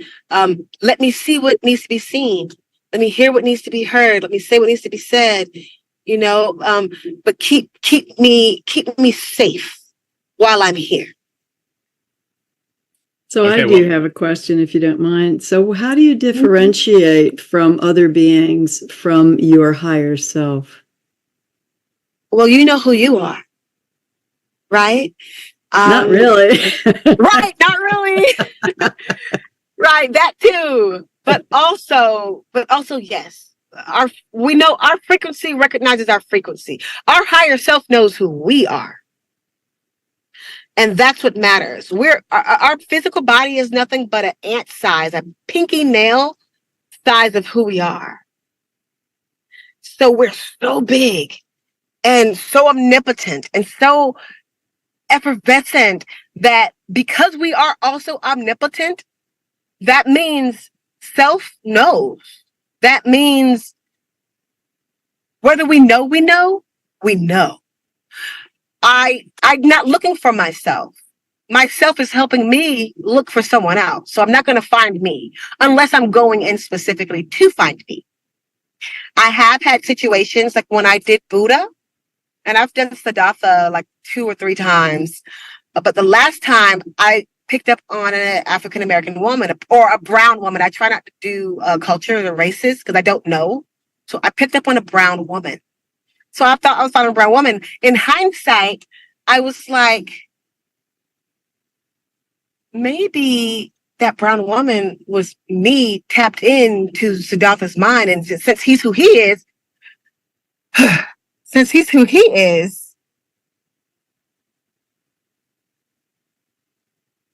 maybe like he chose to come back. And so he knows when he came back that he's been here. He knows that I will go through their eyes and see what they see. So I felt like he was seeing me, seeing him, seeing me. But I only felt that in hindsight once I recognized it. And so in that term, I don't think I picked up on if it were me or not. Or if Siddhartha's spirit has come in many forms, including a brown woman. So interesting. Yeah. Did you have a follow-up, Dora? Or... No, I think that's interesting. That's fascinating. Yeah, thanks. So, okay. So I was going to ask you about the higher self, because I've seen you during sessions. You stop and you check with the higher self sometimes. And so I was like, I guess one thing is, we might have to, the viewers might not be aware of this, but there's a concept of the death traps that Farsight has been talking about and studying a lot. And it's, in a nutshell, it seems that narrative of it is that when we die, there seems to be some sort of trap that some beings are trying to make us come back down into earth, into another body, another life for some reason. And it's similar to the reincarnation cycle that's been described in many religions. But before getting deep into the death trap, just because I know you're well familiar with it, of course, what is the relationship of the higher self to this death trap situation? Do you feel like your higher self is like outside of it and not being like forced back into bodies, or is the higher self a part of you that is also being like taken through this process? Or does the higher self have its memories wiped like we do, or does the higher self keep its memories at all times? Like, does that make sense? It makes sense. Keep asking the question in all the ways while I'm tuning into my thought on that. Okay. Well, it's really just trying to understand what it's just whenever you've said, I want to check with my higher self, I'm just always curious, what exactly are you checking with? What is it you're contacting there? You know? Wait, you're telling me that I have said that out loud? Yeah, I've heard you say, let me check with my higher self. And I'm like, what does she mean? What does she mean by that? What exactly are you asking a question? Are you getting a response? Like, are you hearing a response from your higher self? Or is it like God? Are you connecting with some sort of concept of God in that moment? Well, I believe that we are all a concept of God. That's my personal belief. Like, we all, depending on how you look at spirituality or religion or whatever, I believe that we are all a concept of the higher being, which is how we have a higher self and an oversoul. And we're all pieces of it. So we all have the knowledge, but we have to retain it and keep it and remember it. Right? That's why they say, you got to wake up, open your eye, open your first eye or your third eye. I don't recall saying I need to check with my higher self, which is, so I'm mind blown right now because in remote viewing, I tap out sometimes. Like, I'm no longer there. I'm wherever I am. Like, I'm traveling. I'm no longer there. So are you asking me if my higher self is privy to the death traps while remote viewing it? Or are you asking me if when I die, my higher self is in or out of it? Yeah, I guess I'm kind of like imagining, is it possible that we each have a higher self part of us that is not being, I don't know, tortured by the death trap cycle at all? Is it completely outside of it, or is it being churned through this? Yeah, I don't know. I just trying to understand. That's an amazing question. And I'm thinking, I totally wish you would have given me like a month to think about that question. But I love it. And now it makes me think. If like for me, I feel like when I die, because I have been privy to the traps, I'm going to recognize it because of my higher self. Yeah. I feel like maybe if we're connected to it and we are aligned with it, then maybe it is trapped, but we can communicate and it can get us through it, which is why some get out of the traps. Now, this is, again, my personal opinion. No facts. So there's parts, levels, right, to this, to where I'm going with what you just asked me. And let me know if I'm answering your question. Also, there is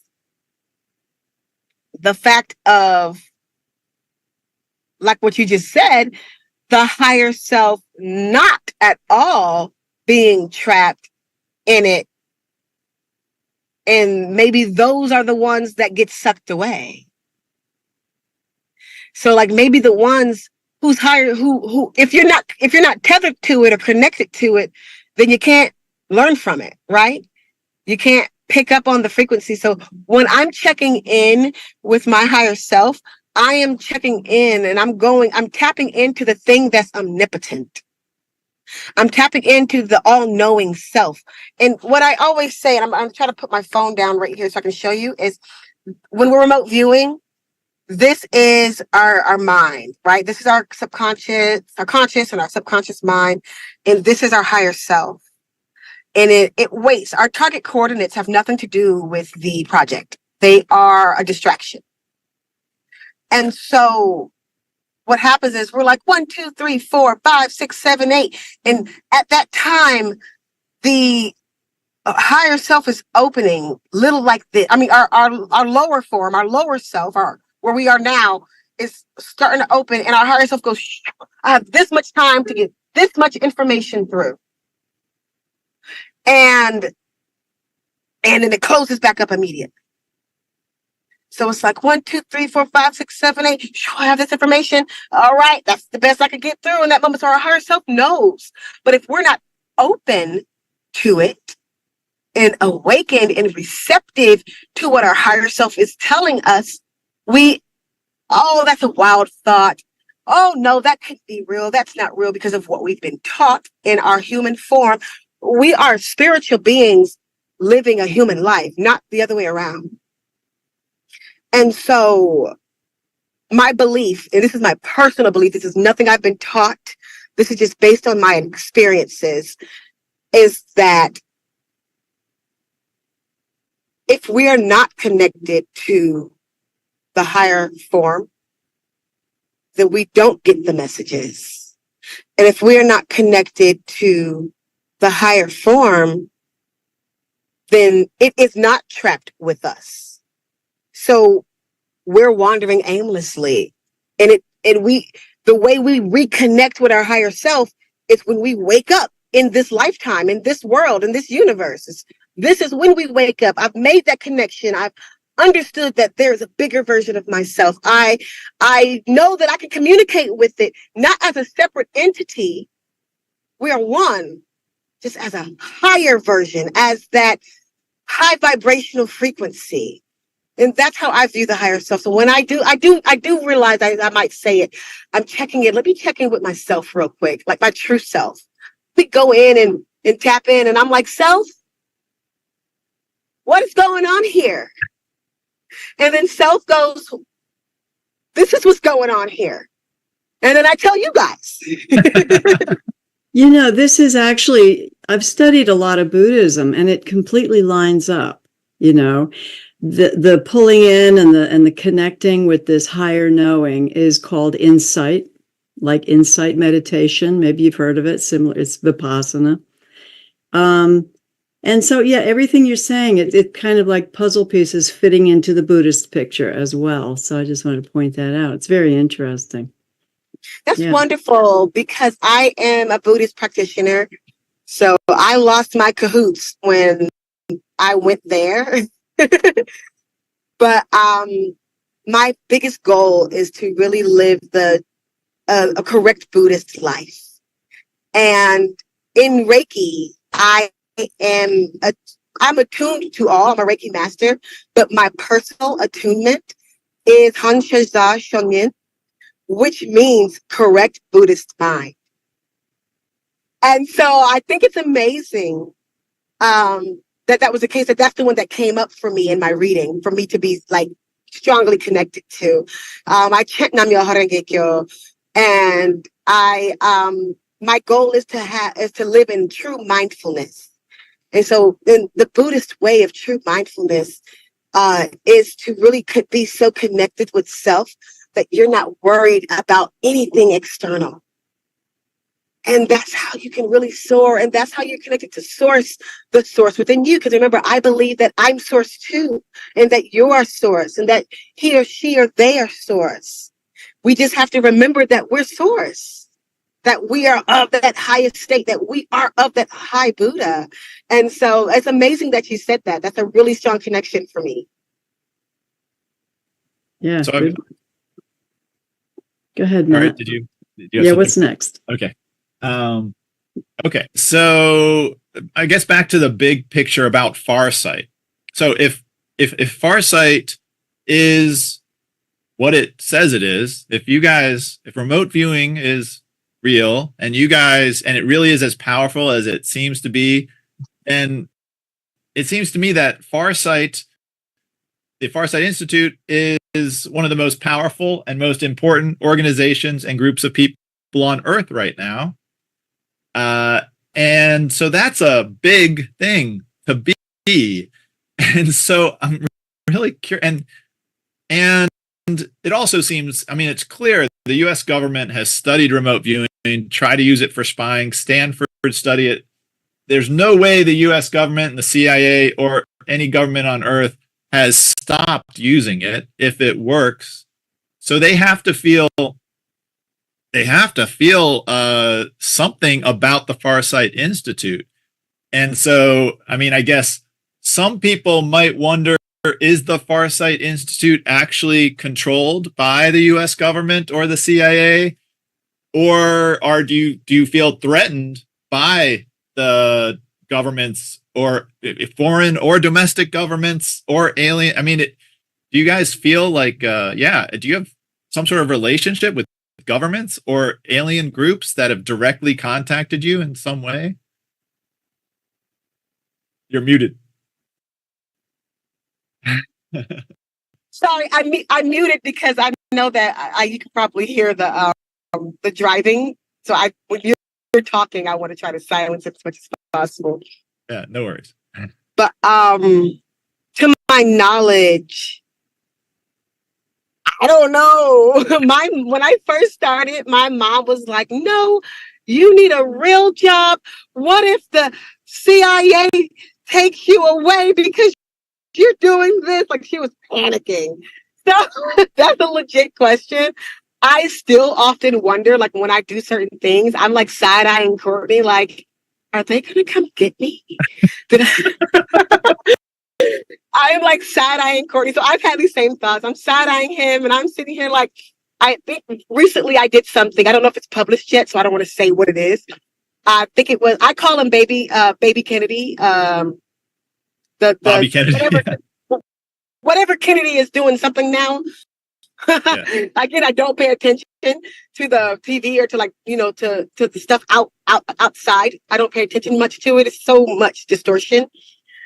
But so whatever's going on with Baby Kennedy, I found something out, and like even with a couple of the other presidents, I found out like something that was happening because I've been in their minds and I don't know whose mind I'm in, so I'm telling all their business. And then when I find out, I'm like, oh my God, did I tell on somebody? Did I get somebody in trouble? Like, what did I have? Oh my God, did I get that? I think that what I do know is that there was a time where they did not want Courtney teaching this. And so they basically tapped his phones. I don't know if I'm supposed to say this, but whatever, I'm saying it. But they basically like tapped his phones and like stayed in direct contact with him and checked him. And then one day they finally gave permission. They finally gave permission for him to do what he's doing. But at first they did not like it. At first they didn't like it. They did not approve of it, and they stalked the company. Now, yes, of course, they still stalked the company, but they kind of watch for what we're saying. So I think, like I said, we posted something about Baby Kennedy. I don't know if it's gone out yet, so I'm not going to say anything about it. There's definitely yeah, all right. The Bobby Kennedy. Yeah, there was a Bobby Kennedy assassination plan video that was released. Yeah. So it's been posted. Okay, I haven't caught up to like all the stuff we're doing because I'm doing it, so I don't get to watch it in real time. Yeah. So with Kennedy, the whole assassination with him, Courtney told, I was like, why can't we stop this? This is terrible. And he said, because we posted it, the military's watching us. The government is watching us. So because we posted it, there's a possibility that it won't happen, because now they're going to put things in place to stop it from happening. Or maybe something less atrocious will happen if something does happen, because people are on it. And if the good guys and the bad guys are watching us to know what's going on, they can manipulate and move. So it's kind of like a catch-22. Are we working hand in hand with the CIA? To my knowledge, no. But at this point in life, I don't know. At this point in life, we've done so much stuff that it's highly possible that, like, I have always had this weird dream, and it's not like a physical dream, like I've seen it, but it's like this weird thought that crosses my mind. Like, one day the government's going to call Farsight and they're going to need our help. And now we got to do the things. And I get so nervous about that, because I'm like, what if my conditions aren't met? Because I'm a princess. When it comes to this, I have to be fed appropriately. I have to have the right amount of affection. I have to hear nice words and meditate for 2 hours and eat again. I have to have a good amount of water to cold smoothie beverage to hot tea ratio. Like I'm spoiled, and I'm like, if I get kidnapped by the government, they're going to need to meet my demands if they want me to work. I mean, you laugh. You have such a joyful energy about it, but it's a little scary. Yeah, I mean, it is. Really wonder about it. Here's a question. Do people ever contact Farsight and can they hire you, Farsight, or can people hire you to do remote viewing a target of their choosing? Like, is that anything that ever happens? All the time. They'll call. A lot of the viewers emails out personally. So a lot of people that are really following, they contact us personally. Can you do this XYZ? Sometimes they will contact Courtney and he'll forward us the message. So absolutely, you can have a session and contact us. Sometimes I can teach you how to be the targeter or the tasker, so that, because a lot of people want me to do the work, but a lot of times I get an email and they've told me all the things, so I can't do it. So I have to task it for another viewer. Right. To do it. And so sometimes it's a 2-viewer thing, and we have a fee for it. Other times I can say, okay, tell me the bare minimum. These are the things you're allowed to tell me. And this is what you need to do to task it. So I have taught someone how to task it for me so that I can do it. Or we'll team up. Like, I'll call one of the other viewers and say, hey, can you task something for me? I need you to contact this person. Or if they told me, hey, I have a target, can you, so we definitely do that. Wow. So I think I know what task means, but what can you clarify? So the task, yes, the tasker is the person that is front loaded. So we know, so if I'm the tasker, let's say when I'm teaching, I'm your tasker or monitor. I know what we're doing. I know where we're going and what's needed. I know all the details that are verifiable. I'm going to give you the target. Hey, you have a target. Name it target 2 or whatever. It doesn't matter what the name is. Name it this. Now I have written down target 2. And then I've written in depth the information on what the target is. I've made a connection with it. If there are any visuals, I've made sure to take a visual of it within my mind, or I know about it. And then I have the things that I want to know about it that I don't know, that are not verifiable. Once the remote viewer makes contact with the target, and gets all the verifiable data, and it's right, it's correct, I can then move them into finding, because they're in there now without knowing. I can then move them into finding out the things I want to know. So it's like a spider web of information that falls. So here's what's tasked, here's what we know. So Lacerta files, We have the Lacerda files. The information on that document is what the target was. Did I connect with that person in that place talking about those things? Yes. Okay. What else can you find? Okay. All right. So there's a tasker, there's the remote viewer, and the target. Yeah, I just need to get the terminology. So what's Yeah. next, Matt? Yeah.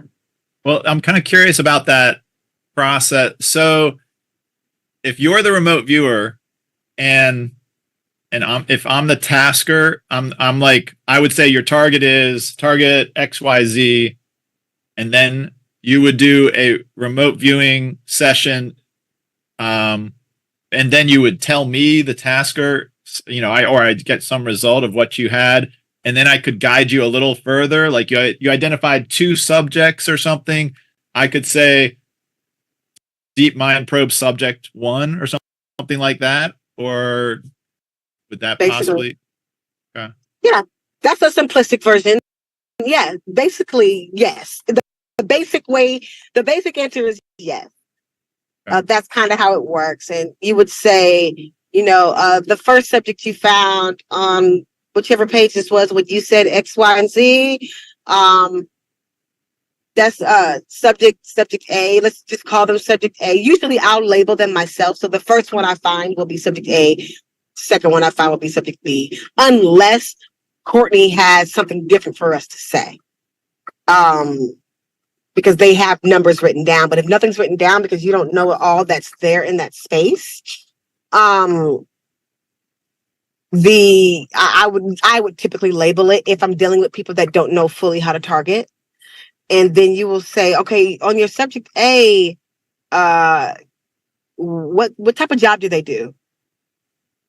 Okay. I'll go in and I find it. Can you tell me their psychological profile? And then you're quiet. You can even just type it up and send those questions to me, but you have to be mindful not to give me any information during those questions. You know what it is. So I want to know if they are connected to Group C. Okay, I don't know what Group C is, but you do. Group C is the government, or Group C is Farsight, or Group C is my family reunion in Tennessee. Whatever it is that we're viewing is connected to that. And yeah, absolutely. We can just figure that out. And does that process back and forth happen over in real time over like a 3-hour session, or could it be over days, so that you'd have to tap in again to subject, you got the question about subject A the next day, you have to go back to the target and do it both Okay. ways. Typically with people who are paying me to do the session, I don't allow them to be on my session with me. Whoa. Sorry. I thought I we don't lost allow you. them to be on my session with me. Just because they don't know what they're doing. Yeah. And so they easily mess me up. Right. But what I will do is I'll do the session, I email it to them. Secondly, you will say, hey, you found a box over there. Can you go inside? Or there was a structure over there. Can you go inside? Or, whatever. Because you know what you're looking for. So you're going to try to, and you'll email me all those things. And then I'll do it again. Every now and again, I'll have a small Zoom call and you'll talk to me about it. And then you'll email me what it is. And then another day, whenever I have the space and time, because I work Farsight full time. Okay. If I'm not working Farsight, I'm teaching. And so I have to, do it on my own schedule. So I tell you, give me this, I have a contract and I say, we're going to have 3 months to complete your target. Okay. These are the stipulations. Because I have to do it on my off days. I have to make sure Farsight gets done first. And so yeah. Great. That is so interesting. And I had some sort of like random jump around questions. I'll start with Elizabeth April. Do you know who that is? Have you heard of Elizabeth April? Okay. Just check in. She's another she's a person online who does a lot of remote viewing. So I had a ton of followers, and so I've listened to a lot of her remote viewing studies on what's going on with the reptilians and stuff. And so I was just curious, like always curious. Do people know about each other? And I don't look at anything. I am completely oblivious to the remote viewing community. I had no idea that there were this many weird people in the world, to be honest. I just thought I was weird. And I was like, there's no way people know about this. And then there's like whole communities, and then like the government does it. And I'm like, oh, so like I have no clue. I'm about to speak at a conference, a Disclosure Now conference in July. Super excited about it. I'll give you guys more information on that near the end of the podcast. Yeah. But I'm one of the VIP speakers. I'm terrified and excited. 'Cause I'm like all these people that've been doing this before I was born, and then there's me. And that is so, great. Where is that? Do you know where is it going to happen? Serrata, did I say it right? Serrata Beach in Florida. Okay. That area. It'll be All that area.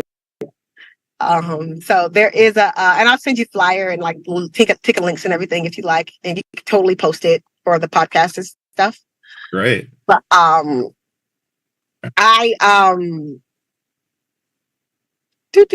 I just pulled up at my son's school and my brain stopped. Okay. That's okay. But where was I? Let's see. You were just saying how you weren't familiar with all the crazy remote viewers. Right. I had no idea about all this stuff. This is a good spot. Oh, okay. I had no idea about any of these things, and so I didn't know other people knew about these things. Like I said, I just thought Courtney was weird, and and that I was weird for going along with it. And then I realized there's CRV and ARV and LRV and LMNOP, who knows? Like all these different RVs that I had no idea about, that I'm still learning about to this day, and different processes, and people that can do it naturally, like off paper, and people that can do it in their dreams. And I'm like, all this exists? So like I had no idea. And then like there are communities and podcasts, and millions of people believe in aliens and magic. And like, I think I emailed you and told you I was totally jealous of your name because I want to start my own podcast. And I'm like, aliens and meditation makes sense for me. You have it. Yeah. Well, I get a lot of comments about that. You know, it seems to catch a lot of people's attention. So that's amazing. Yeah. So can I ask, are you a part of any organized religion? Is that a too personal question, or just? It's not personal at all. Yes, no is the question. I mean, you said you're a Buddhist. Yeah. Buddhism is not a religion; it's a practice. Okay. I do practice Buddhism. I grew up African Methodist, and then switched into Southern Baptist. And then as I got older, moved more into spirituality. Now I do work within a religion through spirituality, African religion called Ifa and whatnot. It's more like religion and spirituality had a baby. Interesting. This is a sort of a general question. Are you aware of like different groups or different religions having any special connections or relationships with specific groups of aliens? Like, is that anything that you I'm just curious. I know When you say specific groups of aliens, what do you mean? Well, I mean, I guess we could start with based on what you've experienced and learned. I've been told by basically in the ufology world, it seems there's agreement that there's reptilian aliens, there's gray aliens, tall and short gray aliens, and there's mantid, these sort of insectoid aliens, and there are human looking or very human appearing aliens. Those seem to be the four major groups that seem to exist and seem to be active on Earth. And I'm just curious if you have any knowledge that any of these groups are like tied to any specific group or culture or institution on Earth, to your knowledge. Are you asking if the Greys are associated with Methodist Christians? Like, is that how you're asking? Sure, that or a country or even a specific location on Earth, or Judaism, that Judaism is a mystery to me. Is there a specific race connected to Judaism? Yeah, that's a good question. Or Catholics? That is a good question. Catholics, yeah. I want to explore that and then come back on here and talk about it. Yeah. I never would have thought to think about that before. What I do know, based off of my remote viewing, I have to give these disclaimers. What I have seen is, okay, Jesus. We'll go to Jesus. Did you watch that? Yeah. Right. So, based off of the remote viewing, for how many? 5 remote viewers in different settings at different times in different places, non-communicating, we all got the same thing. And we all got that, yes, there is a Yeshua, right? However, the man that we believe as Jesus Christ is a different man as Yeshua. So the one that died on the cross is not Yeshua, is not the original Jesus. The teacher that was going around did not die on the cross. Now, was he a sacrifice for the things? But was it in full the original? No, they basically got him out and put in a decoy. And he, to me, appeared to be extraterrestrial. Now, usually when I tap into other beings, I'll do my best to say beings before I say ET. And so that makes me wonder what type of extraterrestrial. And then you said, Judaism and all that thing. So you might have something there, and these are all thoughts and opinions, nothing factual. I have to give my disclaimers so no one goes, Yimmy said. Yeah. Well, that ties to another session you did, which is a really fascinating one, which is the one on Lucifer. And when you did the Lucifer one, it was, first of all, it was fascinating. It seemed that Lucifer seemed like a man. It seemed like a human, like a warlord. But when you did, then the next target was the greatest opponent of Lucifer. It was a being that saw you, and it seemed very powerful and very different than Lucifer. Lucifer was very aggressive and dark, but this other being, the opponent of Lucifer, seemed very much like a god-like figure. It almost seemed seemed to have a beard, seemed to behave very god-like, and how it like a I don't know, the way you would think of God, a god-like figure speaking.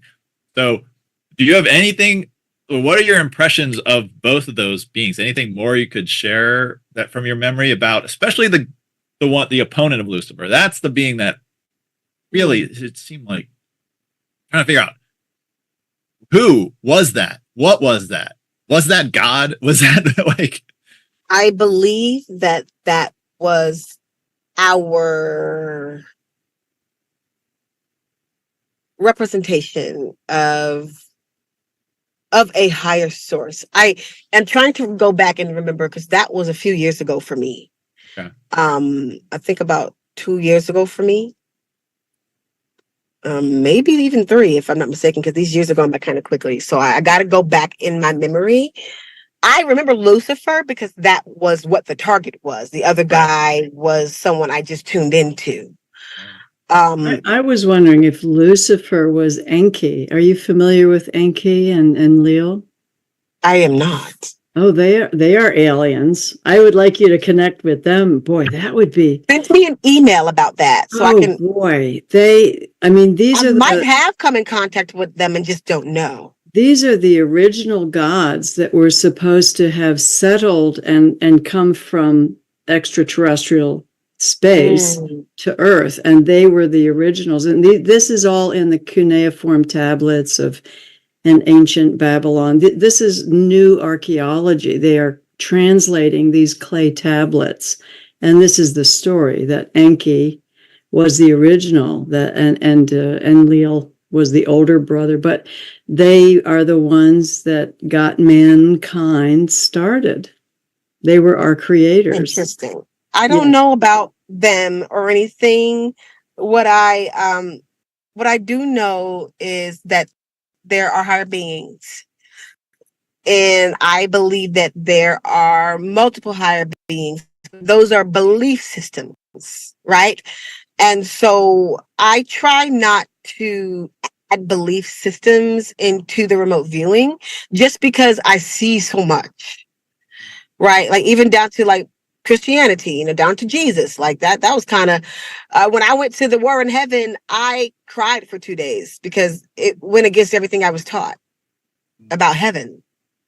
So I separate myself from the belief systems when I'm remote viewing. But as far as the higher being, I think it might have been more of a angel, maybe a close angel to source. If I'm remembering, but I'm going to go back and watch it and see, because again, I did that session years ago, and I do about 6 or 7 targets a month. That's so wild. Okay. So question, this is the mantids. Like the mantid aliens have come up don't come up very often, it seems. They've only made a few appearances in Farsight remote viewing. And so I'm just curious, do you have any sort of impression of the mantid aliens, like what their relationship or role is on Earth or with other aliens, based on what you've experienced?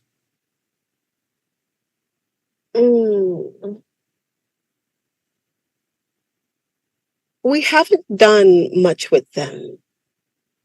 Like you just said, we haven't done much with them,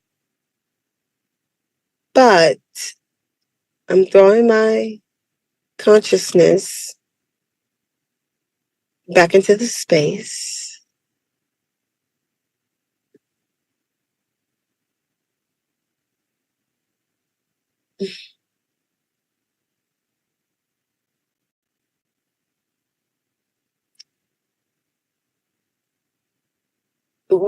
Name me the question again, please.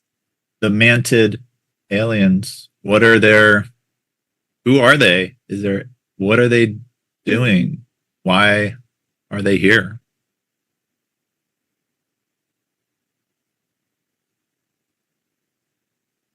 I believe that with some meditation, I could tap into that and see. And maybe you guys can write Farsight to have us research that more, because we are seeing the most prominent ones. Mm-hmm. And then we see who we tap into. And so if these guys are hiding off on the side, just kind of peeking around watching, I'm not going to pick up on them often. Sure. And so maybe with there being an actual full target, around them, we could all gain more information on who and why they're here.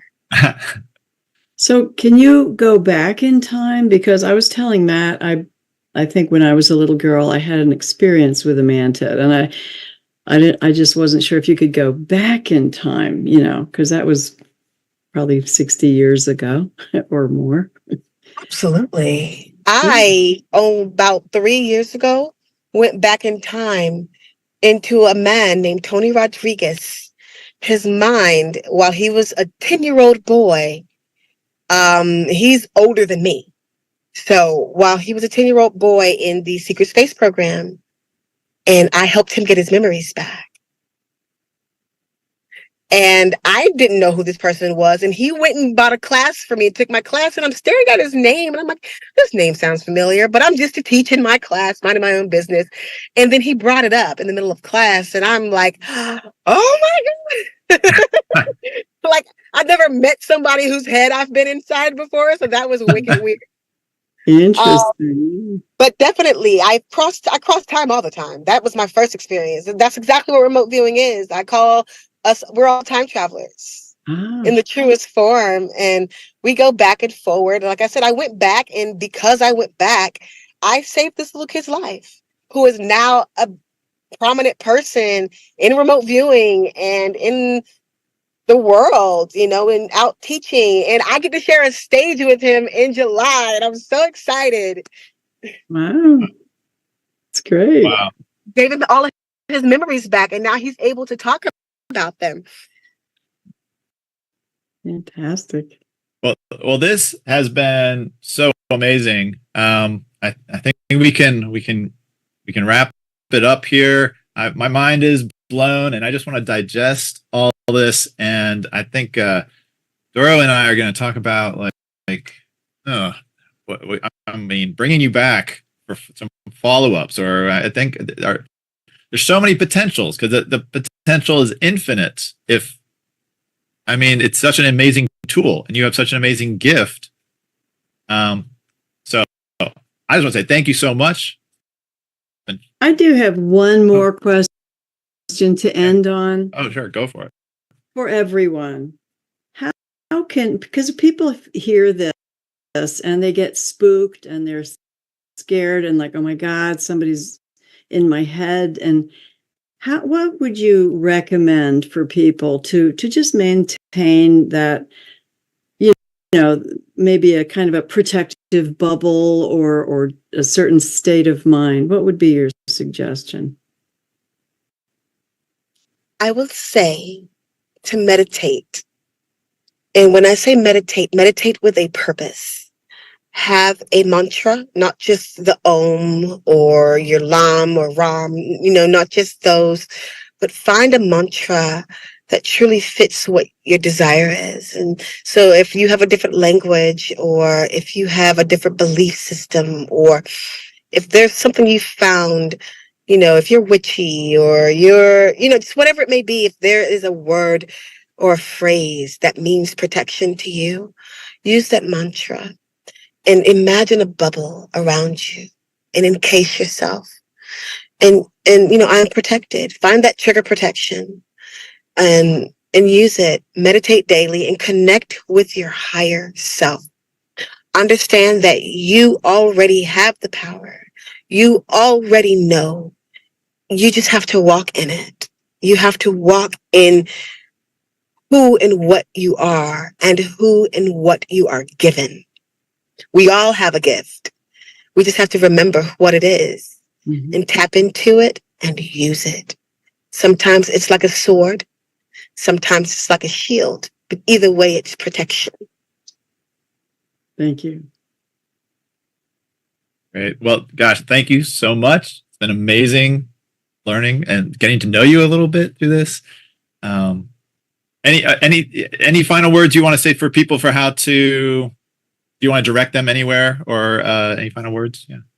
Absolutely. You please follow. If you are not following Farsight Prime, go to farsightprime.com and subscribe. It's only $10 a month to subscribe, and you get everything we've ever done and then some, even some funny things.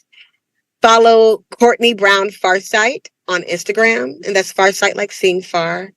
Courtney Brown Farsight. You can also find me at Princess Views RV _ on Instagram.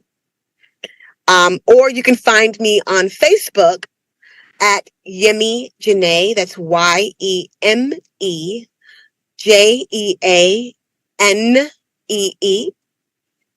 You can also email me at princessviews@gmail.com. So princessviews@gmail.com. Follow us, subscribe, and come to this conference and see me in July. I will send Matt all the information so that you can post it with this podcast. I have 5 tickets that give you discounts, so first come, first serve. It'll be nice to meet you guys in person, and it's an amazing conference, and it's about aliens and disclosure. Yeah. Where is it It's going going to to be in Florida at Serrata Beach. Oh, sweet. And so I'll send you guys that information so you can like do all the techie stuff with it and come yourself. Come Yeah. on. That would be amazing. Yeah. Well, great. Well, thank you so much. This has been amazing. Thank you, Yemi. It was so nice Thank- meeting you. Absolutely. Yemi, You as well. Yemi Janae, right? Got it. Yes, that's correct. Beautiful. All right. Excellent. All right. Thank Well, you. then, so long. Until next time. Peace and love. Bye-bye.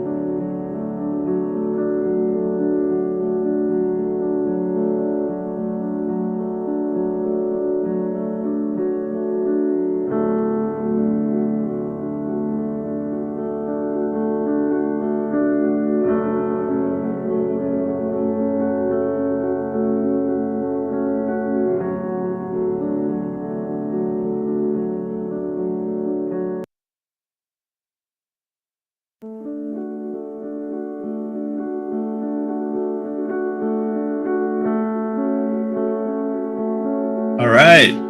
Welcome to this special episode of Meditation and Aliens with Doro and Matt. Every week, Doro and I dive into the latest on alien disclosure, our cosmic role, meditation, our experiences with it, its connection to the alien phenomenon, the ongoing struggle for disclosure, living happy lives and building a better world. Today marks our first interview. We're excited to have an extraordinary guest, Yemi Janae from the Farsight Institute, organization that specializes in advanced remote viewing research. Remote viewing is a technique of acquiring knowledge known to be studied by the US government as well as at Stanford University. It involves using extrasensory perception to gather information about distant or unseen targets. The Farsight Institute's work, available on YouTube and farsightprime.com, includes fascinating projects on topics like aliens, UFOs, government knowledge about extraterrestrials, historical events like JFK's assassination, 9/11, the death of Jeffrey Epstein, religious figures like Jesus, Muhammad, Buddha, ancient sites like the pyramids of Giza and Pumapunku, and much more. Yemi Janae is a prominent member of the team at Farsight and is regarded as one of the most skilled and gifted remote viewers alive today. We're thrilled to learn from Yemi today and explore these intriguing topics together. Welcome, Yemi. Thank you. Thank you so much. That was awesome. Oh, thank you. I could have listed so many topics because there are so many projects that Farsight has covered. I have only myself scratched the surface of listening to them, because sometimes you have to watch a project and just sort of like digest it for a few days. I have to digest it doing it. So I get it. And a lot of the times it takes me about 30 days to figure out what I did. Yeah. Yeah. Well, how did you get involved with remote viewing? What's the story there? That is actually quite a funny story. I enjoy telling it because I think it's hilarious. I used to be a figure drawing model. And so I used to work in model and host at Apache Cafe, the original Apache Cafe out here in Atlanta, Georgia. And Dr. Brown used to be an artist out there, so he used to draw me. And for about 2 or 3 years, he just we talked. I looked forward to seeing him. Out of everyone there, he was one of the people I looked for. I never knew his name. And one day he just walked up to me. He hadn't been there for a while. I guess he was working on Farside stuff, but he hadn't been there for a while. And